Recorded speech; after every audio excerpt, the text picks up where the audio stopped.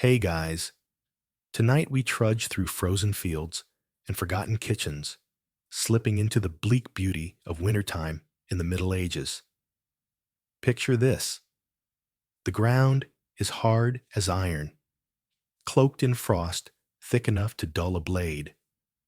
The trees have long given up their leaves, and the air smells like damp wool and boiled cabbage.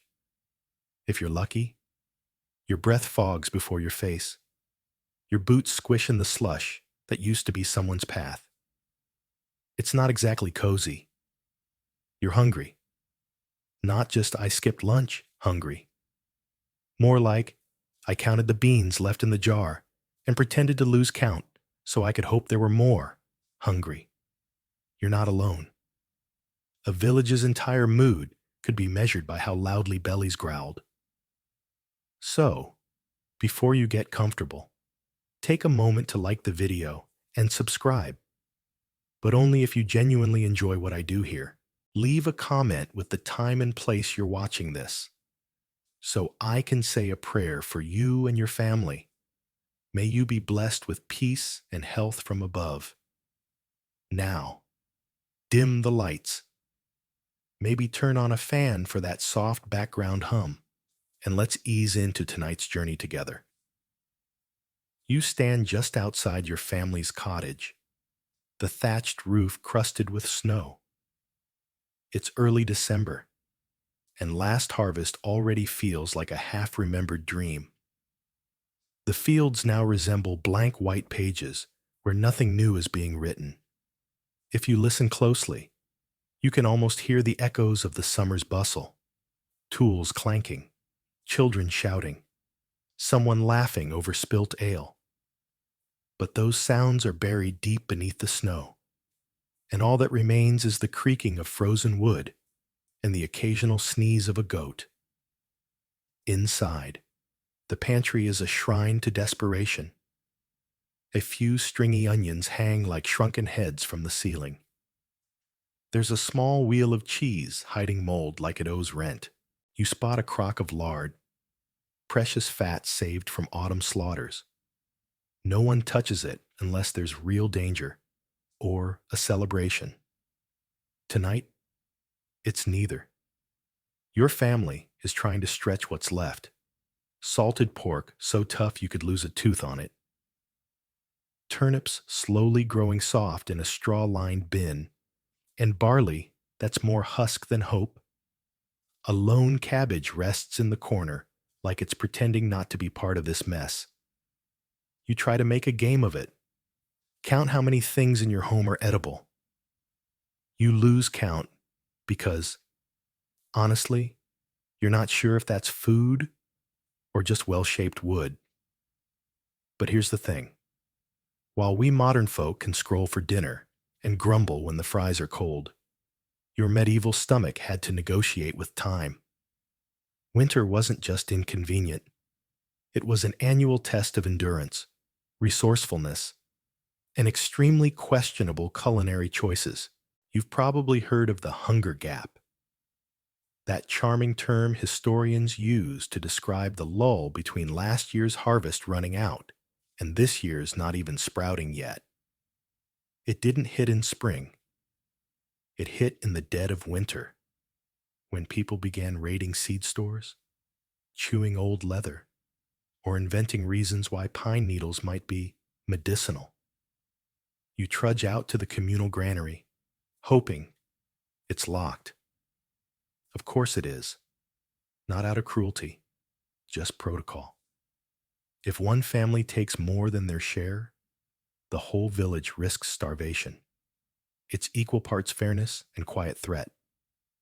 Let's get one thing straight. Famine wasn't rare. It was expected. Some winters passed with only mild hunger. Others brought with them the kind of silence that settles over empty cradles and closed doors. You don't joke about those years. And yet, people survived. Somehow. It wasn't just about what was available. It was about how cleverly they made it stretch. This is where winter food stopped being nourishment and started being strategy. You weren't just eating to stay alive. You were thinking 6 weeks ahead, gambling on whether there'd be enough barley to make a thin gruel come Candlemas. Let's pause here and appreciate turnips. Yes, turnips, the ugly step-sibling of the vegetable family. But without them, half of Europe might have starved centuries sooner. Turnips don't care about frost. They just sit in the dirt, judging silently, waiting to be yanked up and boiled until even their will to flavor is gone. But they filled bellies, quietly, nobly. And yet, here's a quirk of medieval society. People had opinions, strong ones, on which vegetables were poor man's food. Turnips were humble. Leeks had a bit of clout. Cabbage was somewhere in between, depending on how many worms you were willing to ignore. Now think about this. While you struggle to scrape the last of the porridge from a wooden bowl, the local monastery has been quietly stockpiling saffron and dried figs. Not out of greed. Well, not just greed, but because they understood something vital. Food wasn't just for survival. It was spiritual, symbolic, political. Who ate what, and when, and why? That told a bigger story than any sermon. This winter, like so many others, you learned not to waste anything. Bones are saved for broth. Broth is saved for gruel. Gruel is saved for, well, there's no saving gruel, but you eat it anyway. If you think the obsession with expiration dates is modern, try watching someone sniff a salted herring that's older than their last confession. They hold it like it's cursed, then eat it anyway. That's the spirit of the season. Hunger with a hint of hope. And speaking of hope, what's hiding in that corner barrel over there? You might want to lift the lid. Carefully, you lift the lid with the caution of someone who's opened a suspicious barrel before. Inside, a thick fog of brine and old wood slaps you in the face. It's the scent of survival, a pungent cocktail of time, salt, and faintly fishy mystery. Floating within are the salted remains of last autumn's catch. Herring, mostly. Maybe a rogue eel or two. No one's completely sure anymore. Salt was your winter insurance policy. Not flavor, though that was a bonus. But preservation? Before refrigeration? Salt was the magic dust that kept death from eating dinner before you could. Whole communities planned their survival around salt. How much could be bought? How much could be harvested? And who you had to bribe to get a bit more when your supplies ran thin. You reach in and pluck out a piece. Careful not to upset the layer of fatty salt bloom at the top. It looks like fish. It smells like fish. It has the texture of something that would definitely outlive you if left unchecked. You hand it to your mother, who peels away a few leathery scales and sighs with relief. It's still good. Or at least not bad enough to kill you today. Salted meat and fish weren't eaten straight out of the barrel. That'd be too cruel, even for winter. You soak it, maybe overnight, to draw out the worst of the salt. Then boil it again, maybe once more, just in case your great-grandfather's ghost still lingers in it. What's left is a piece of protein that's halfway between edible and memory. Remember that pig you butchered in late autumn? You don't? That's because it's been transformed into something vaguely pork-adjacent that now lives in a cloth-wrapped bundle under the stairs. Smoked ham, cured sausage, maybe a slab of lard if no one got greedy. Smokehouses were the pride of any village. Thick wooden shacks filled with hanging meat and pungent hope. For days, or even weeks, you'd stoke the fire just right, keeping the smoke slow and gentle. like whispering into the meat. A harsh flame would ruin it. A cold fire would rot it. The art was in the in-between.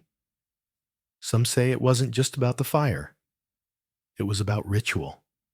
The prayers whispered, the herbs tucked into the rafters, the careful avoidance of certain words while the pork legs dangled like grim chandeliers.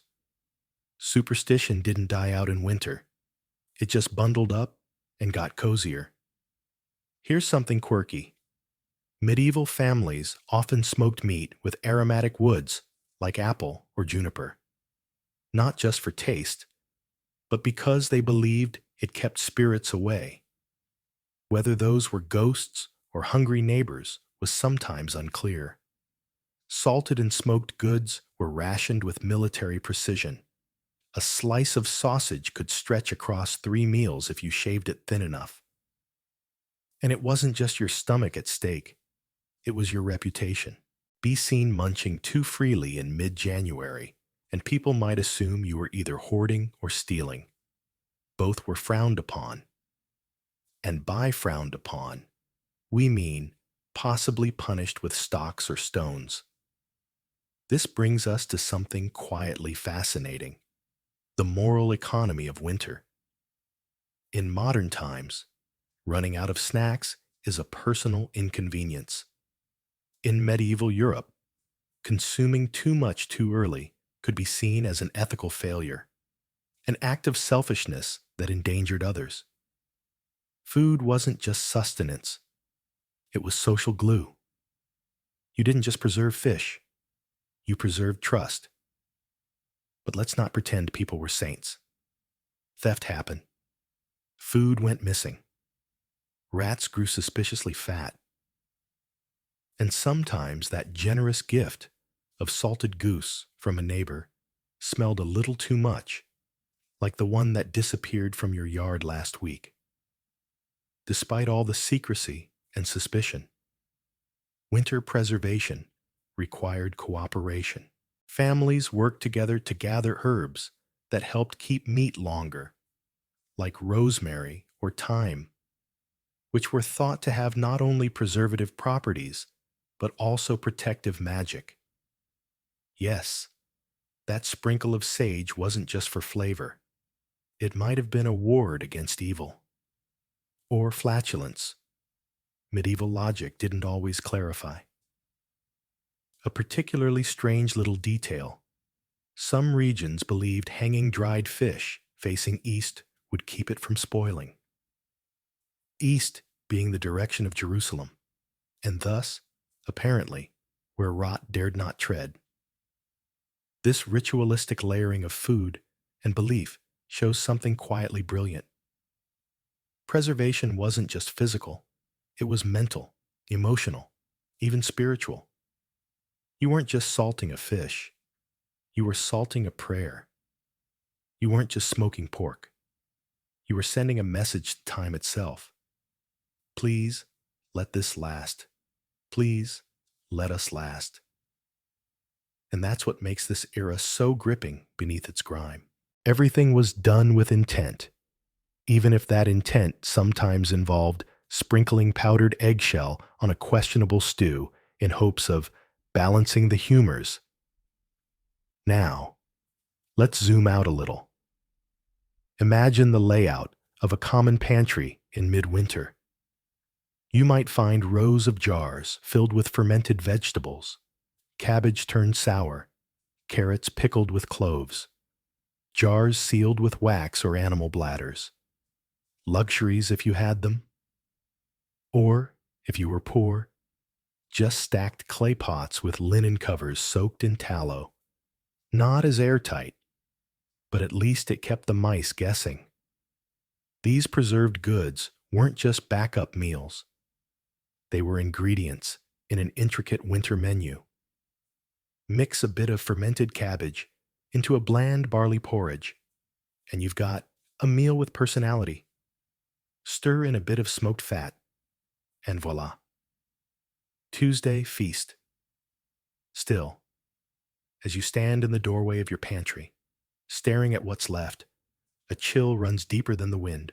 Not because you're cold, but because you've just realized something. You've eaten the last apple, and the barrels are getting lighter. What's next? Ah, well, perhaps it's time to pay tribute to the lowly, overlooked turnip, your knight in muddy armor.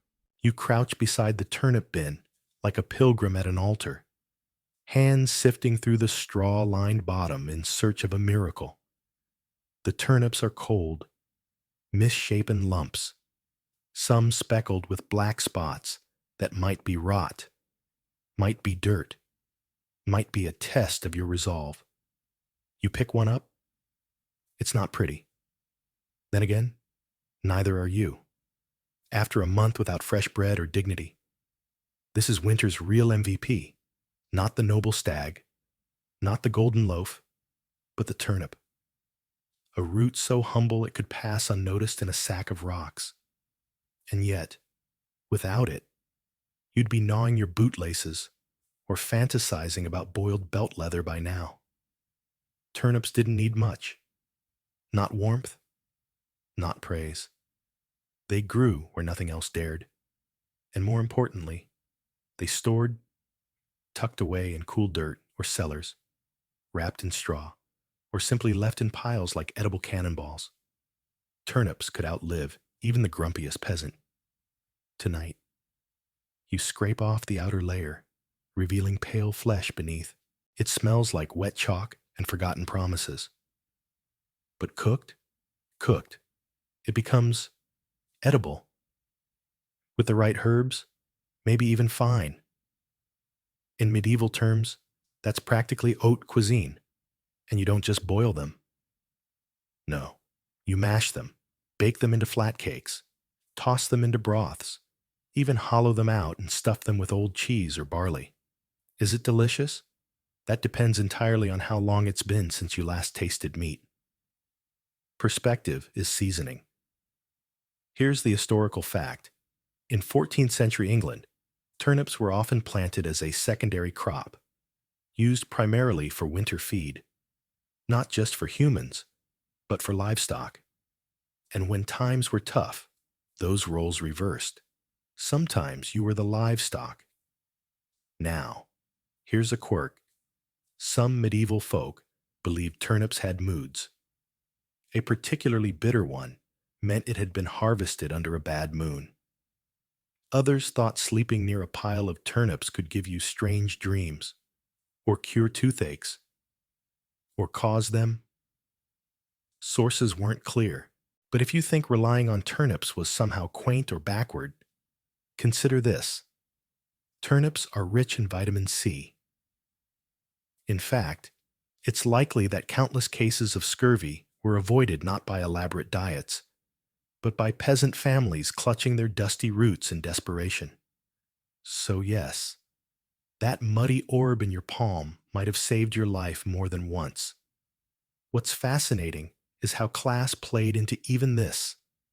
For nobles, turnips were food for the lower orders, fit for pigs and peasants, not porcelain. Meanwhile, in the villages, turnips were a symbol of quiet resilience. No one bragged about eating them. They just survived because of them. Turnips didn't inspire poetry, but they should have. Imagine, ode to a root I didn't want, but ate anyway.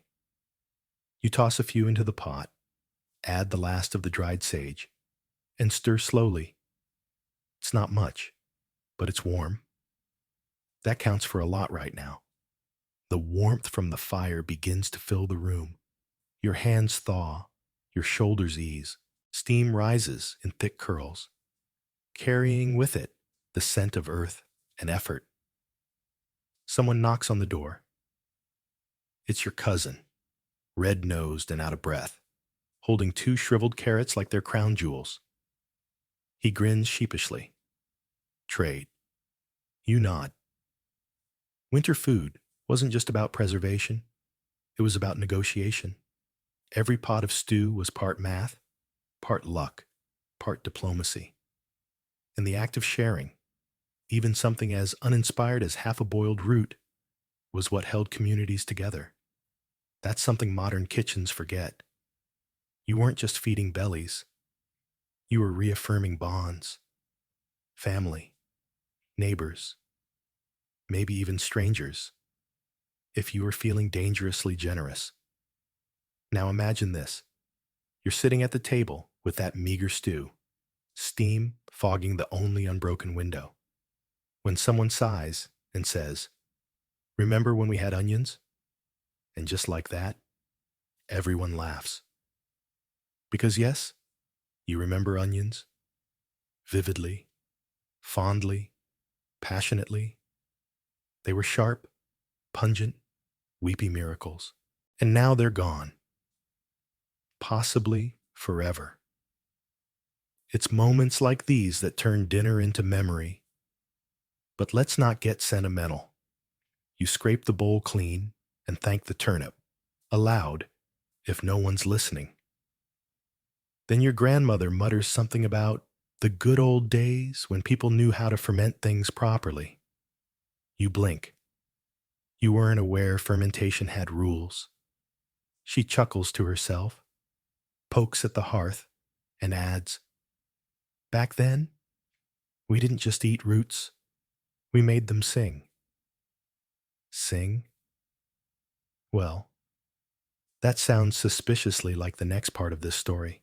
Sing might be a strong word, but in a world where salt and frost reign supreme, fermentation is the closest thing you have to culinary jazz. And so, you follow your grandmother's gnarled finger toward a row of mysterious jars lined up in the shadowy corner of the kitchen. They sit in silence like monks on retreat, opaque, bloated, and ever so slightly ominous. You approach with caution. One jar burps softly, unprompted, charming. This, dear winter survivor, is the alchemy of fermentation. You don't have refrigeration. You barely have hope. What you do have is cabbage, time, and the willingness to embrace smells that might end friendships.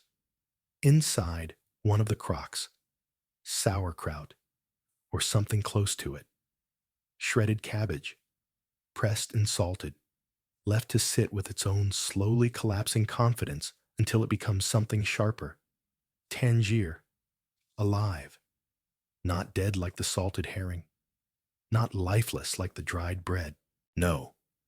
Fermented food is alive in the way a sleeping cat is alive, quiet, but waiting. Historically speaking, fermentation was essential. From Eastern Europe to Northern France, peasant families preserved cabbage, beets, turnips, even grains, through lactic acid fermentation. It didn't just keep things edible. It added nutrients, made digestion easier, and gave food that rarest of winter qualities, flavor. Here's a fun little fringe fact. Some 12th century households believed that if you whispered kind words to your fermenting cabbage, it would taste better. Others left little crosses drawn on the lids to ward off sour spirits. It's unclear which method was more effective, but results varied wildly. You open a jar and recoil slightly. It's pungent, very pungent. But that tang? That's the smell of civilization clawing its way through a frostbitten world. Fermented turnip slaw, beet kvass, pickled green walnuts. It's a lineup of oddities that wouldn't look out of place on a trendy modern menu.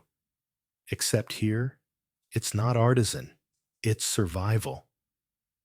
And what's truly brilliant is how fermentation blurred the lines between medicine and food. Sauerkraut was thought to prevent winter melancholy. Fermented garlic, protection from illness. Fermented goat's milk, a cure for anything, provided you were brave enough to drink it without gagging. There's wisdom hidden in the funk. You eat the kraut, not because you crave it, but because it might keep your teeth from falling out. You sip the kvass because it's safer than the stream, You endure the bubbling pickle jar because it's your only reminder that time, left alone, can still produce miracles. Let's pause for a moment of critical thinking. If you think probiotics and gut health are modern obsessions, consider this. Peasants in 13th century Germany were more likely to survive winter not because of their meat supply, but because their grandmothers knew how long to ferment cabbage without killing anyone. The cultural knowledge of fermentation, passed from hand to hand like sacred lore, was, arguably, more valuable than gold during January's second week of Grey Despair. Fermentation also created food economies of scale. A single head of cabbage could stretch across weeks. You could flavor gruel, top-boiled turnips, or, on particularly festive days, smear it on a barley cake and pretend it was garnish. A sad, wet, squeaky garnish. You find a small jar tucked behind the rest. It looks older, dustier. You pop the lid, and the scent of honey, apples, and vinegar hits you like a confused ghost. Ah, medieval mead vinegar. Likely started life as a failed brew and repurposed into medicinal tonic when someone forgot to drink it. This, too, is part of the magic. In winter, nothing was wasted. Food didn't have to be good, it just had to be safe. Maybe. So you dollop a spoonful of the tart cabbage into your dinner bowl. It hisses slightly. You stir it into last night's barley mash, and suddenly, you've got a whole new experience. Is it delicious? Not really. Is it bearable? Absolutely. Is it exciting? You'd be surprised what passes for thrilling in February. Meanwhile, the cat, who you're convinced speaks fluent Old Saxon, watches you from the hearth, blinking slowly, as if judging your life choices. And while we're here, let's clear up one misconception. Not all medieval people had bad food. Wealthy households also fermented things, but theirs involved saffron pickled peaches and vinegar with rose petals. Yours? Slightly carbonated rutabaga and something that might once have been leek. You hear someone outside gag and mutter a curse. It's your cousin again. He tried drinking the sour beer you left by the door. You make a mental note to warn him next time that small bubbles are not always a good sign. Still, you feel oddly proud. This strange, slightly aggressive food you've nursed through winter is more than edible. It's cultural continuity, a living thread from hand to hand, mouth to mouth, season to season. And as you finish your bowl and wipe your lips with a sleeve, your grandmother hums again, low, off-key, but steady. Next, she says, gesturing to the wooden loaf on the shelf, comes the bread, if you can still call it that. And with that, we pivot from the bubbling crocks of vinegar-smug vegetables to the teeth-breaking bread bricks of survival. You approach the loaf the way a knight might approach a suspicious-looking dragon, slowly, and with the quiet hope that maybe it's just asleep. It's not. It's very much awake, in the sense that it could probably be used as a weapon. Bread in winter was not fluffy. It did not rise with the optimism of spring wheat or glisten with buttered sheen. It sat there, dense, gray, slightly sour, daring you to eat it without losing a molar. Still, it's bread. Sort of. You pick it up. It has the weight and texture of a small paving stone. There's a faint aroma of sour barley and something else, possibly sawdust. You wouldn't be the first to wonder. Medieval bakers were known to stretch flour supplies with extenders, ground peas, mashed roots, old oats, and yes, sometimes wood pulp or ground bark. Technically edible, barely digestible. Not recommended if you have dental ambitions. This is horse bread, one of the more infamous inventions of medieval necessity. Originally made for animals, it slowly crept onto human plates when harvests were bad. It didn't crumble. It fractured. You didn't bite it. You negotiated with it. Now here's your mainstream historical fact. In many European regions, rye and barley were far more common than wheat, especially among peasants. Wheat was expensive, noble, sacred, even. The Lord's Prayer didn't say, "Give us this day our daily rye," after all. So for most people, winter bread was dark, bitter, coarse, and life-saving. You slice it. Well, you try. The knife makes a dent. You resort to the axe. Once divided, you stare at the dry, crumbly interior, which looks like the inside of an old plaster wall. To soften it, you soak it in broth. Or, if broth is a luxury you can't afford, you soak it in water and pretend that's the same thing. Add a bit of leftover sauerkraut brine for tang. And boom, peasant bruschetta. Still, this humble slab of sad dough held civilizations together. Bread was everything. It filled the belly, yes, but it also filled the silence at supper, the empty spots in conversation, and the ache of long, cold hours between meals. Let's talk symbolism. Bread wasn't just food. It was moral currency. Sharing bread was the ultimate act of generosity. Breaking bread meant peace. To deny someone bread was, in some cases, considered spiritually criminal.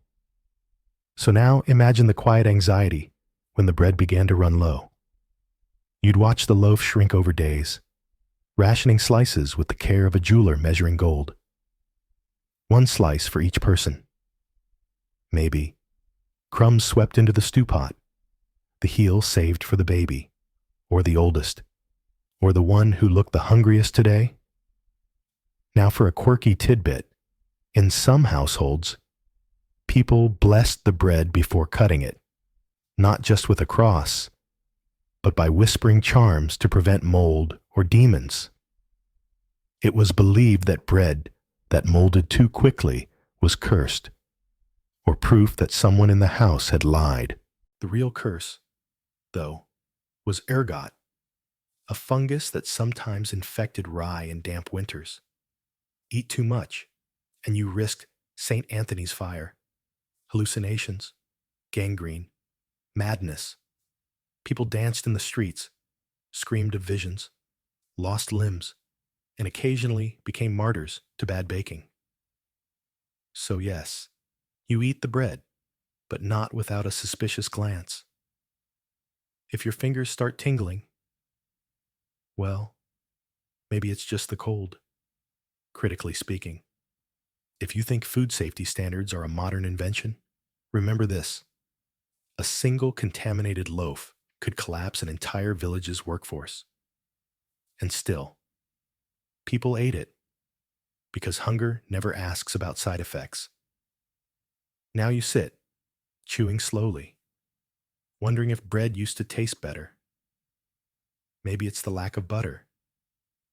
Maybe it's nostalgia. Maybe it's the fact that your cousin just told a story about a loaf from 3 winters ago that was so hard. It bounced off the floor and broke someone's toe. There's always humor in hunger. Not because it's funny, but because the alternative is weeping. And you're not wasting salt on tears tonight. Your grandmother pours a weak ale into a wooden cup and hands it to you. Helps it go down, she mutters. You sip. It's warm, slightly sour, with notes of old barley and mild disappointment. Still, it works. The bread softens in your stomach, sits there like a rock, but a comforting one, like a brick in a wall holding back the cold. And as you lean back, the fire crackling low, someone asks, Remember when the monks brought us that lentil soup during the famine? You do. You remember it vividly, not because it tasted amazing. It didn't. But because it was the first hot thing you'd eaten in days. Ah, soup, the medieval miracle fluid. Which reminds me, tomorrow's dinner might come from a pot that never really empties. The pot sits at the edge of the hearth, quietly simmering like it's been there since time began. In some homes, it's called perpetual soup, a gently boiling cauldron that's never fully emptied, only ever topped off. You don't start soup in winter. You inherit it. You lift the lid. Steam rises like a tired ghost. Inside, a little barley, a limp carrot end, half a leek that's given up, and maybe, just maybe, a sliver of last week's pork bone, clinging to relevance. It's not much, but it smells like comfort. And in winter, that's practically gourmet. Soup was the great equalizer in the medieval kitchen. Nobles had feasts. Peasants had broths. The rich had courses. You had layers. Flavor laid upon flavor. Day after day. Until it stopped being a dish and became more of a tradition. Your family ladles it into wooden bowls. You notice someone's piece has more beans. You say nothing. Soup diplomacy is sacred. Call someone out for hoarding the chickpeas, and you risk familial exile. Or worse, being stuck with cleanup duty. Now here's your mainstream historical fact. Monasteries and almshouses throughout medieval Europe used soup to feed the poor and sick. Simple pottages, often meatless during Lent, were cooked in massive vats, flavored with whatever herbs and scraps could be spared. These charitable meals were considered acts of mercy. For many, soup wasn't just sustenance. It was survival with a side of salvation. The pious believed in feeding both the body and soul. Broth for your hunger, scripture for your worries, and if you were lucky, a slice of coarse rye on the side. But let's not pretend medieval soup was always holy. In peasant homes, it could also be deeply pragmatic, stretching leftovers beyond reason, boiling bones down to whispers, turning stale bread into spongy treasure. One quirky tidbit: some medieval cooks believed that the longer a soup was kept simmering, the more protection it offered from illness. They weren't entirely wrong. Boiling killed bacteria, and the heat kept cold homes slightly warmer. But a few took it further, whispering charms over the pot to trap blessings in the steam. You stir the pot a little slower after hearing that. Sometimes, soup was the only way to disguise otherwise inedible ingredients. Got a turnip that's gone soft? Throw it in. Onion skins. Adds color. A dead sparrow you found in the barn. Let's not talk about that too loudly. You dip a wooden spoon and sip. It's earthy. Faintly smoky. Hints of time. Someone was feeling generous. And something else. Is that mushroom? Your eyes meet your cousin's across the table. Foraged, he says. You raise an eyebrow. He shrugs. They were growing near the well. You spend a quiet moment mentally drafting your own will. Still, this is the genius of soup. No two bowls are ever the same, and that's the point. It's improvisation with a ladle. Culinary jazz. You might not remember individual ingredients, but you remember how it made you feel. Warm, full, slightly less doomed. And while we're on the subject of ingredients, it's worth noting that medieval people were surprisingly clever with what little they had. Wild herbs like lovage, sorrel, and nettle added tang and nutrition.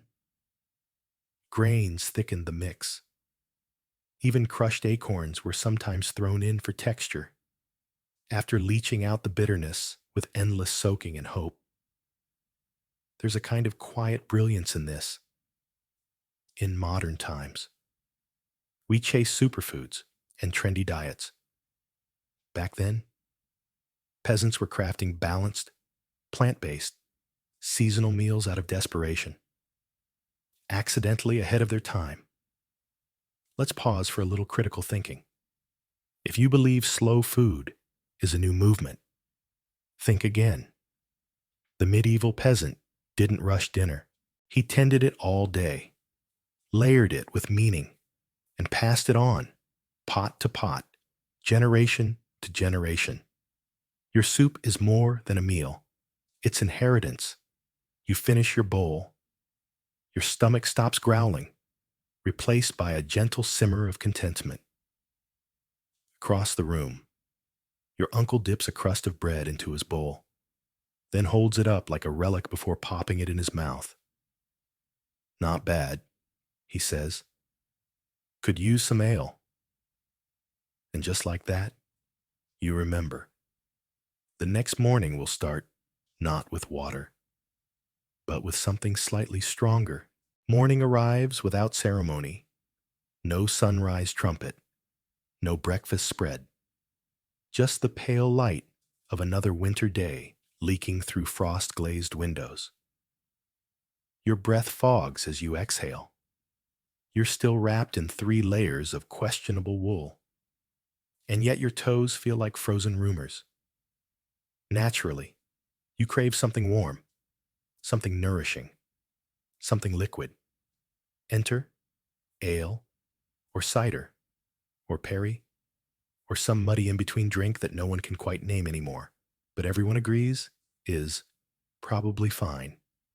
In the Middle Ages, booze was breakfast, and not for the reasons you'd think. You ladle out a wooden cup of thin ale from a clay jug on the table.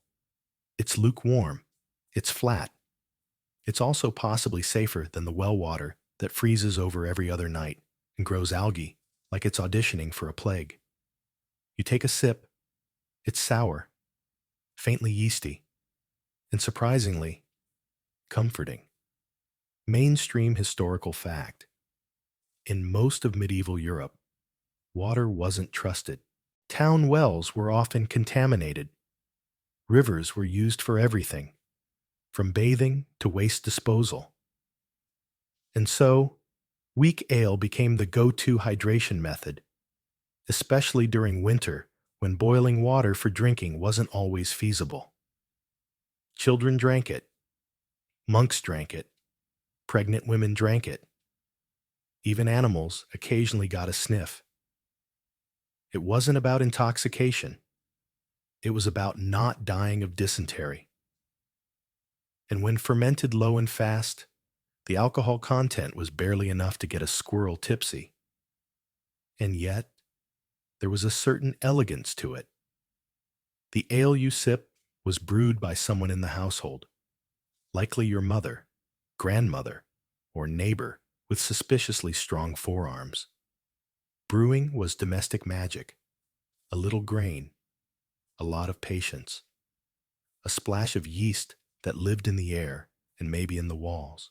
The process involved soaking malted barley, boiling the mash, straining it through a cloth or straw mat, and then letting it ferment in large open vats, sometimes while the family cat napped beside it, perhaps adding a little extra flavor. Here's your quirky tidbit. In some regions, women brewers were called alewives, and they'd hang a broomstick above the door to signal that a new batch was ready. This, incidentally, is one theory behind the origin of the witch's broomstick stereotype. A woman brewing, cloaked in steam, muttering measurements, surrounded by bubbling cauldrons, suspicious, or skilled, or both. You pour yourself another cup, not because it tastes great, it doesn't, but because your stomach has learned to accept it as wet enough. You might add a splash of herbs if you're fancy, mugwort, rosemary, Maybe even a bit of dried fennel, if the last harvest was kind. It's breakfast, beverage, and medicine all in one. Critical thinking moment. If you assume medieval folk were perpetually drunk, remember this. Small beer, or small ale, often had the alcohol content of modern kombucha. Enough to purify, not enough to party. Still, stronger brews did exist. Ale brewed for festivals, saints' days, or weddings could knock you on your back faster than a spoiled eel. But those were rare and treasured. In winter, you rationed strong drink the way you rationed everything, carefully, and with just a dash of prayer. You glance at the jug, almost empty. Again, someone's been sipping, probably your uncle. He insists ale helps him think warmer thoughts, which is code for napping on the bench and snoring into the cat's tail. Still, you feel the warmth creep into your belly. The cold's edge softens. For a moment, the hunger you woke with retreats like a defeated soldier. Someone knocks the jug over. You all freeze. Precious liquid drips down the table, soaking into the grain. There's a moment of silence, then a collective groan. You mop it up with a cloth that smells like soup and shame. Nothing's wasted, not even spilled ale. This morning ritual, such as it is, binds your household like glue. In summer, you might start the day with chores or shouting. In winter, you start with ale, then maybe porridge, then possibly an argument about porridge. But before any of that, it's time to check the cheese, stored beneath a stone slab. It's been aging, or plotting, since early autumn. You crack open the waxed rind and brace yourself. The cheese wheezes. That's either a very good sign or a very bad one. You stare at the wheel of cheese like it might blink first. It doesn't. It just sits there in all its waxy, slightly fuzzy glory, exuding an aroma that could be described as either complex or a warning from the underworld. Welcome to the medieval winter dairy game, where cheese is less a snack and more a relationship. Stored through the dark months under slabs of stone or hanging in cloth from ceiling beams. Cheese aged like wine. If wine occasionally tried to murder you, you cut in. The rind splits with a leathery sigh, releasing a smell best compared to damp wool and nostalgia. Inside, the texture is dense, crumbly, streaked with the occasional vein of blue or green that was probably penicillin. Probably.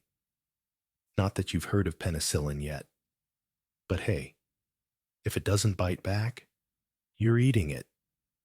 Your family gathers around. Cheese is serious business in this house. Some have been aging since the Feast of St. Martin. Some even longer. You nibble the edge of a wedge. It's salty, nutty, sharp, like an old monk with a grudge. Here's your mainstream historical fact. Cheese was a core part of the medieval winter diet, especially for peasants. It provided fat and protein when fresh milk was scarce. Hard cheeses aged well and could survive even the deepest frost. They were also portable, durable, and in some regions, considered valuable enough to be used as rent payments. Yes, cheese was currency. Imagine paying your landlord with a wheel of Gouda. And here's your quirky detail. In parts of medieval Europe, mice were believed to whisper secrets to cheese.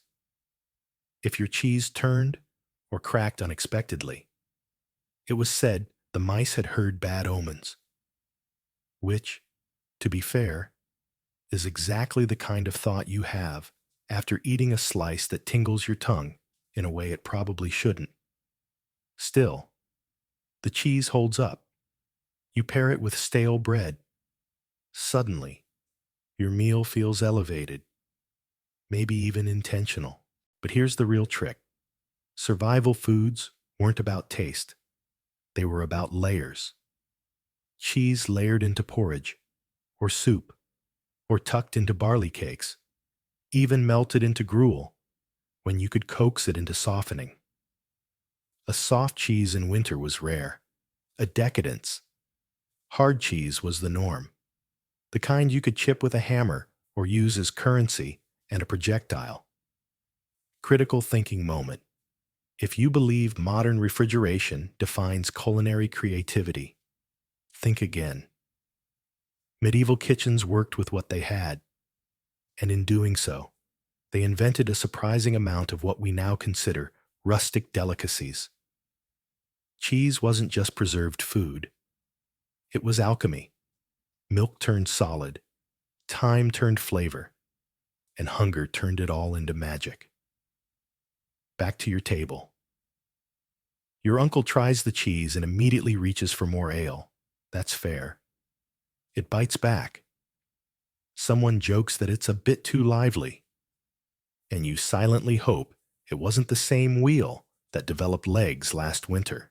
And yet, despite the risk, cheese is beloved. It's one of the few winter foods that feels like it came from sunshine, made from grass-fed milk, churned before the frost. It carries a whisper of warmer days, of pastures, of cows mooing instead of freezing. Your cousin lifts a wedge to the candlelight and sighs. Remember butter? You all groan in unison. Butter is gone. You used the last of it during the feast of St. Nicholas. But this cheese, this humble, pungent, increasingly alarming block of hope, will carry you further, maybe even to spring. In wealthier households, cheese came spiced. Cloves, sage, even lavender. A rare hard goat's cheese from the south might be served only to the nobility. Meanwhile, your cheese smells like it's been in a feud with the turnips since November. You wrap up the remainder and tuck it back into its cloth. Store it cool. Keep it dry. Pray no one sneaks a bite in the night. And as you finish the last of your slice, scraping your knife across the board, your stomach full and your courage partially restored, someone slides a wooden plate toward you. It's a pie. You blink. A pie? Not the sweet kind. Not a feast day delight. No, this one smells meaty, smoky, suspicious. It's time to talk about medieval pies. You look down at the pie as though it just wandered in from a fairy tale, and not the cheerful kind. It's squat, lumpy, and the crust is hard enough to chip a tankard. Still, it's a real pie. And in winter, that's practically cause for a national holiday. Medieval pies weren't delicate affairs filled with fruit and sugar. No, they were armored survival rations, designed less for delight and more for defense. You tap the crust. It thuds dully, like an old shield. A good sign? You crack it open. The interior is dark, meaty, fragrant, filled with shreds of smoked pork, chopped roots, herbs, maybe even a bit of dried apple for tang. The filling is melded into a rich, savory mush. This isn't a quick meal. This is time wrapped in flour. Here's your mainstream historical fact. In the Middle Ages, pies weren't always meant to be eaten whole. The crust, often called a coffin or coffin, was so thick and dry it served more as a container than a food. Its job was to protect the filling during baking and sometimes even storage. If your pie lasted 3 weeks in a cold pantry, it was doing its job. And if you were lucky, the crust was halfway edible.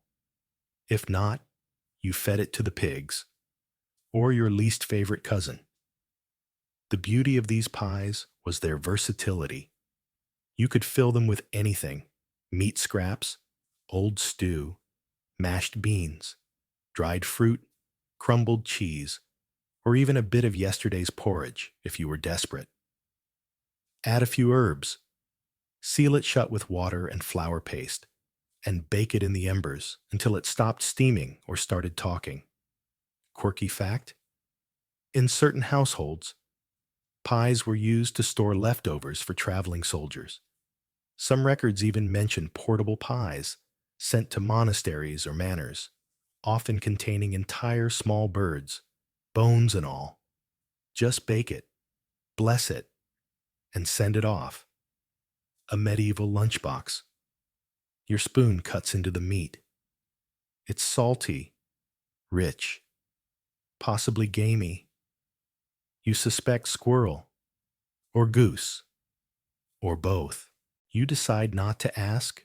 It's delicious, or at least satisfying. And in winter, the line between those two things is mostly imaginary anyway. Critical thinking moment.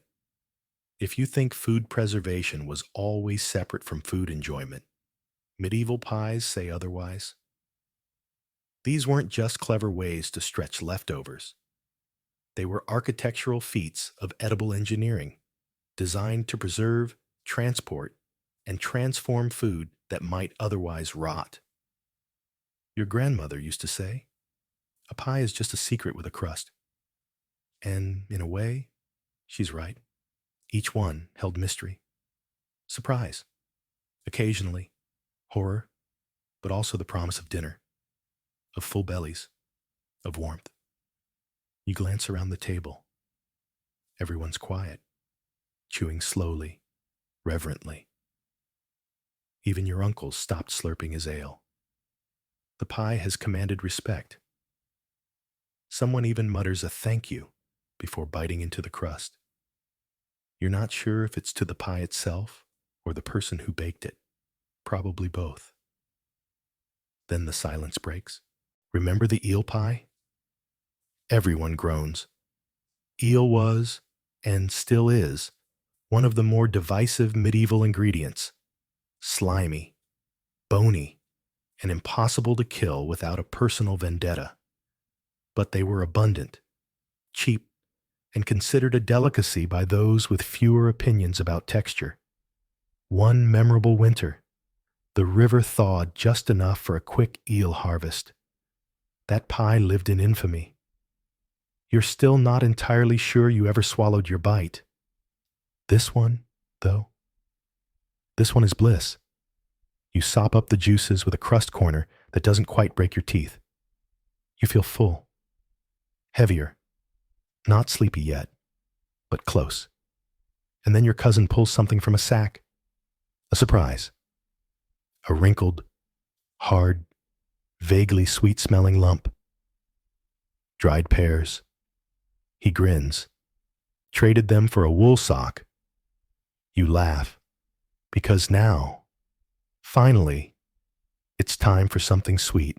The dried pear sits in your palm like a little wrinkled monument to hope.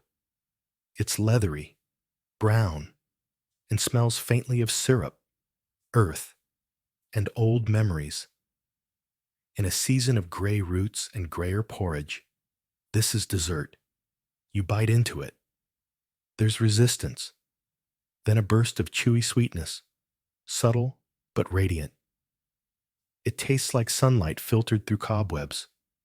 Not sugary, exactly. More like nature whispering, "Remember me?" Welcome to the rarefied world of medieval winter sweets, where fruit was treasure and sugar was sorcery. You didn't just stumble across sweet things in winter. You fought for them. You dried, stored, packed, traded, and guarded them like family relics. Let's start with your mainstream historical fact. Before the arrival of widespread sugar in Europe, sweetness came from honey, fruits, and sap. Dried fruits, pears, apples, Figs, plums, were a lifeline to the flavors of summer. They were sliced thin, sun-dried, or hung near the hearth, then stored in cloth sacks or sealed crocks lined with ashes. If you had raisins in February, you were either lucky, rich, or extremely disciplined. The dried pear in your hand was probably a feast day delicacy, or a wedding gift, or, as your cousin claimed, the result of a bartered wool sock, a trade which, depending on your current level of foot circulation, was either clever or foolish. Now here's your quirky tidbit. In some parts of medieval Europe, dried fruits were strung into garlands and worn as charms to ward off hunger spirits. Others soaked them in ale or mead to make winter fruit potions, which sounds magical until you realize it's just early fruit punch with more chunks than you want. You look around. The pear is gone. Everyone's chewing slowly, eyes distant, as though transported. Sweetness does that. It reawakens something. Even in the depths of winter, a hint of sugar can spark a memory of warmth, of sunlight on orchards, of sticky fingers and bee-chased afternoons. You decide to get a little fancy. From a hidden pot in the corner, you retrieve a small stash of honeycomb. It's golden, crystallized at the edges, and more valuable than silver right now. You crumble a little over a slice of flat barley cake, drizzle a drop or two into a bowl of warm milk, if you're lucky enough to have any. Or, if you're bold, just eat it raw, letting it stick to your teeth like amber glue. But honey wasn't just food, it was medicine. Used to treat wounds, soothe throats, preserve fruit, and ease coughs. Honey was revered.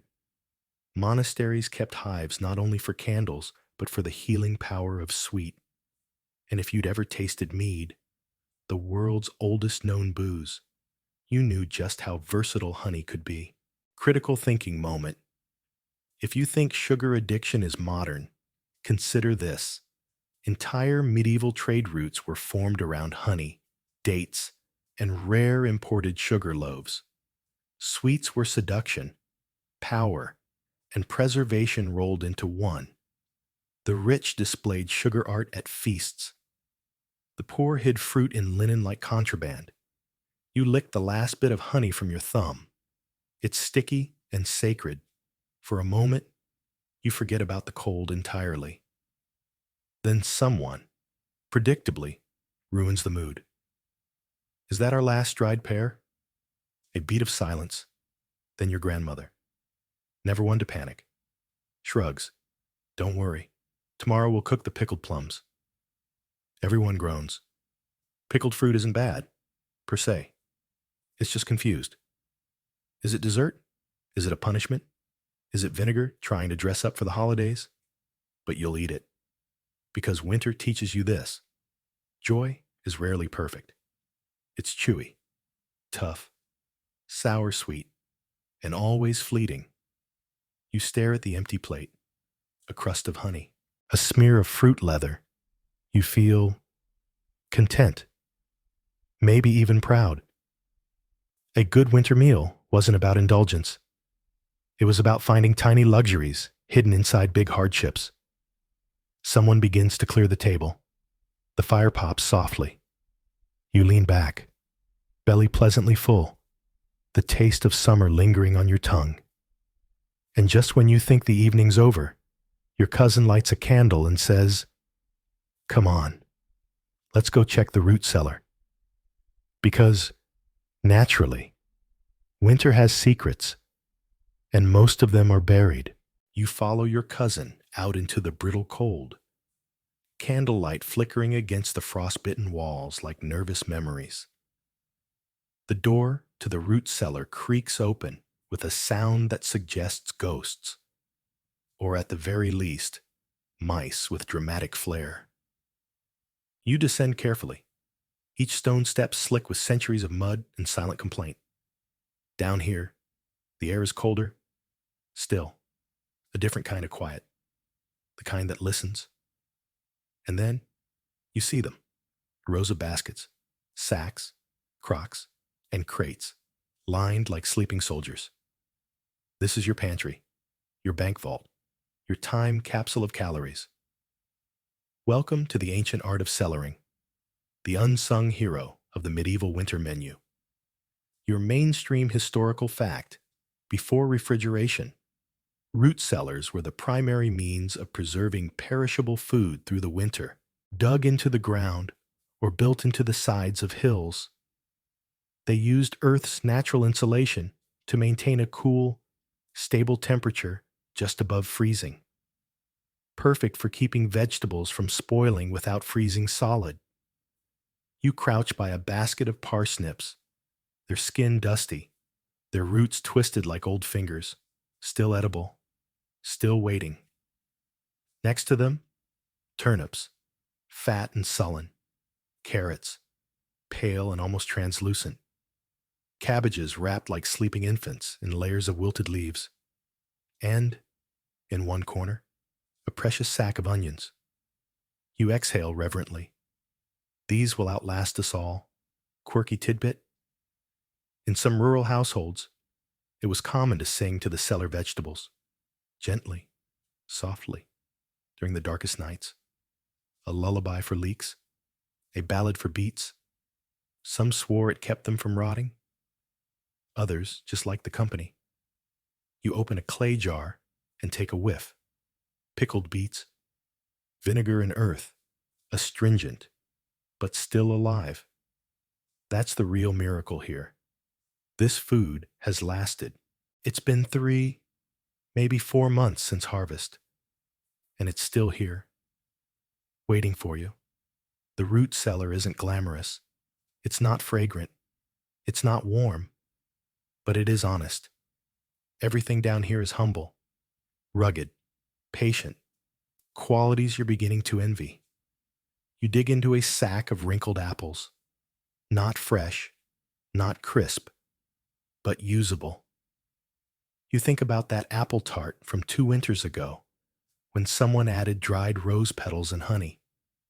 You think about the sweetness, the steam, the way it made the entire cottage smell like hope. And you think, maybe you could try it again. Maybe. There's a crock labeled in scratched charcoal. Don't open unless desperate. Your cousin looks at you. You both laugh. Then you open it. Inside, fermented rutabaga. You shut it again. Let's take a moment for some critical thinking. If you believe abundance is the only path to comfort, step into a medieval root cellar. Here, scarcity breeds ingenuity. A shriveled carrot becomes soup stock. A limp cabbage becomes stew. Even the onion skins find their way into dye pots, or healing salves, or dubious tea. These foods, for all their blandness, carry with them something sacred, resilience. You touch each one with the quiet reverence of someone who knows what it's like to go without. Because in winter, you never assume the pantry will refill itself. Your cousin pulls out a knobby Jerusalem artichoke. Still firm, they mutter, pleased. You nod and check a crock of pickled garlic cloves, vinegary, pungent, and oddly comforting. Somewhere in the dark, you hear a soft skittering. The mice are awake, probably raiding your inventory. You carry a few of the better-looking vegetables back upstairs. A parsnip, a small cabbage, a single brave apple. Tonight's dinner will be creative. And that's the point. You don't cook with a recipe. You cook with what hasn't died yet. The cellar door closes behind you. The cold lifts, just slightly, as you step back into the hearth's reach. And then someone says the words you've been dreading all week. It's time to soak the beans. Because next up is legume night. You know it's coming the moment the pot hits the table with that distinctive thud. Heavier than hope, duller than dishwater. Tonight, the meal is beans. They've been soaking all day in a wooden bowl, pale and bloated, like they've been through something traumatic. And they have. Because these beans, they survived the harvest, the cellaring, the weevil inspections. And now, they've made it to your dinner plate. The room fills with a familiar, earthy smell. Not bad, not great, just present. Like that one uncle who never says much but is always in the room, breathing. Let's get factual. Beans were a winter staple in medieval Europe, not just because they were nutritious, full of protein and fiber, but because they could be dried, stored, and rehydrated with nothing but time, fire, and a little prayer. Lentils, broad beans, chickpeas, and peas filled the gap when meat was scarce or banned during religious fasting. And winter? Winter was practically one long Lent. You watch as the beans go into the pot, joined by yesterday's broth, a single bay leaf hoarded like gold, and a few stray vegetable scraps, maybe a carrot peel, maybe the heel of a turnip. The cook stirs like a wizard performing a reluctant spell. Here's your quirky tidbit. In some regions, it was believed that beans could predict the future. If a pot of beans cooked down too quickly, it was a bad omen for the household. If they never softened, a sign someone in the house had told a lie, which, in your case, means someone's been fibbing regularly. Now the pot begins to bubble. Thick, slow, blub, blub, like it's trying to sigh. Someone throws in a handful of herbs from the dried stash. Thyme, maybe sage. It doesn't improve the smell, but it does give the illusion of sophistication.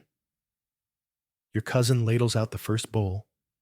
You take it in both hands, more for warmth than excitement. The beans are soft. The broth is brown, somewhere between savory and slightly confusing. You chew? It tastes like nutrition. And here comes the critical thinking.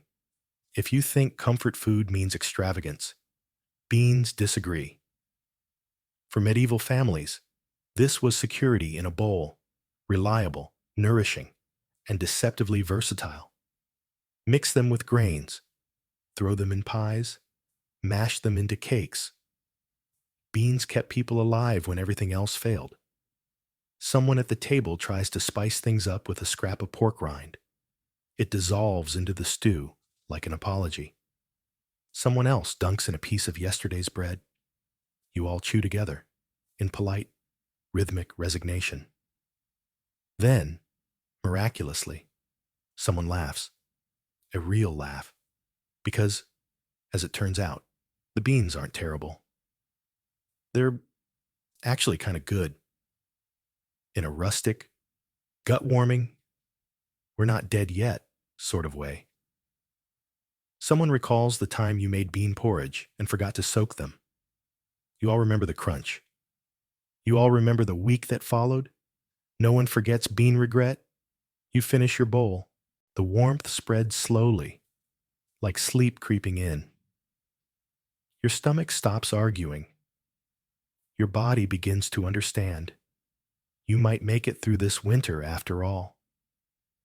But before the dishes are cleared, your grandmother announces, tomorrow's fast day. A collective groan.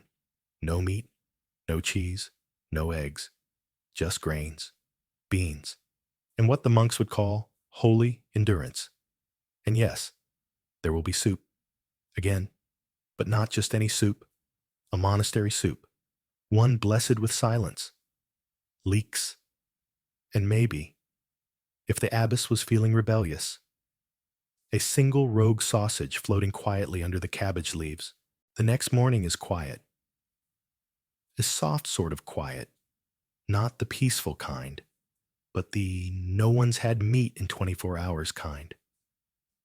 The kind of quiet that makes soup taste more like surrender than sustenance. It's a fast day, and you feel it in your bones.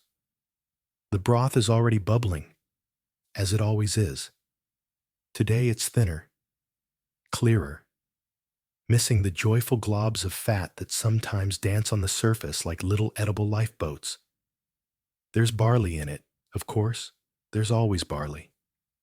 And leeks. And just enough salt to keep your soul from floating away entirely. You sip it slowly, letting the warmth chase the chill from your teeth. It tastes like patience. Let's begin with the mainstream historical fact. Fast days in medieval Europe weren't occasional. They were frequent and deeply structured. The church dictated over 150 days per year when meat, dairy, and animal fats were forbidden. On some days, even eggs were off limits.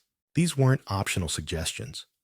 Breaking a fast could be a sin, and often a very public one.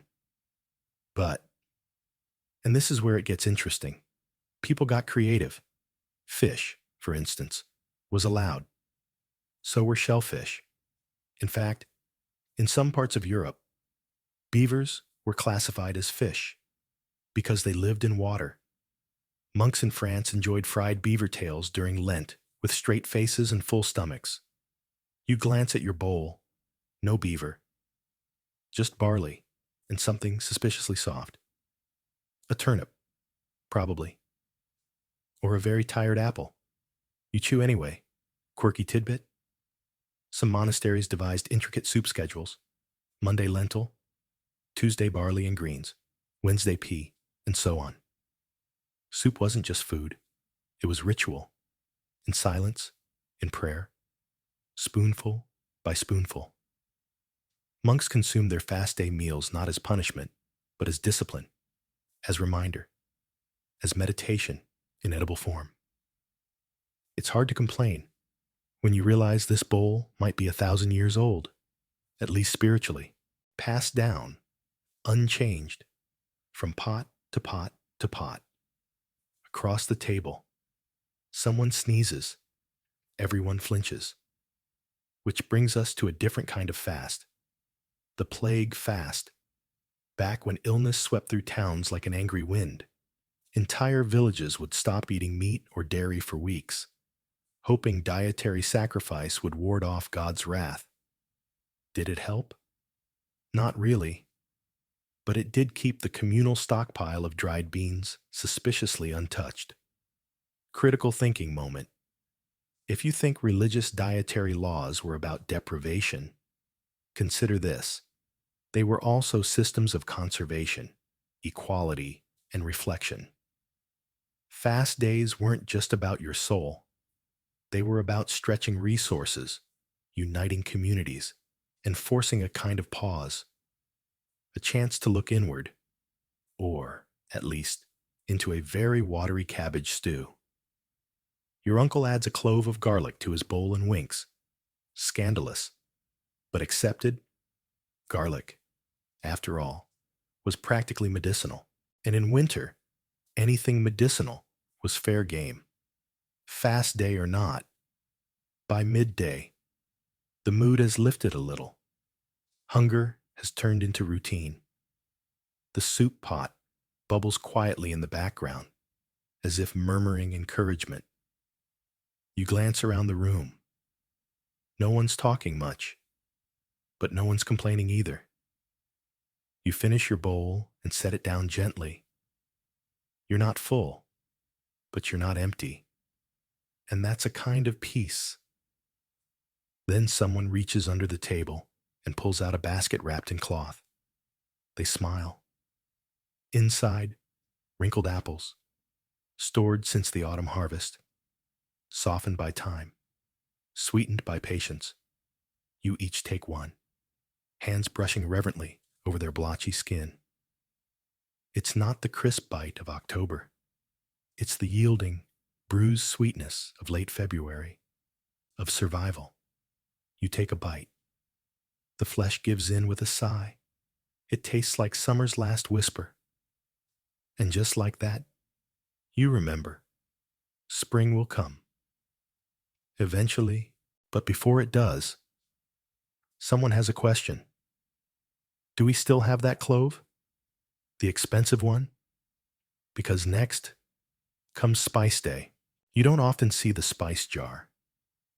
It lives high on a shelf, in a box, wrapped in cloth, tucked beneath a clay lid that may or may not be sealed with a family oath.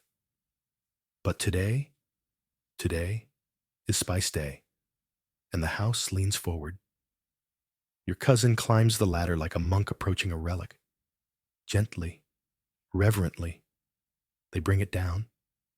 The lid comes off with a faint pop, and the scent hits like a memory. Cinnamon, clove, a trace of black pepper, a ghost of nutmeg. The whole room exhales. You hold up a single clove. It looks harmless, tiny, dry, like a mummified toenail.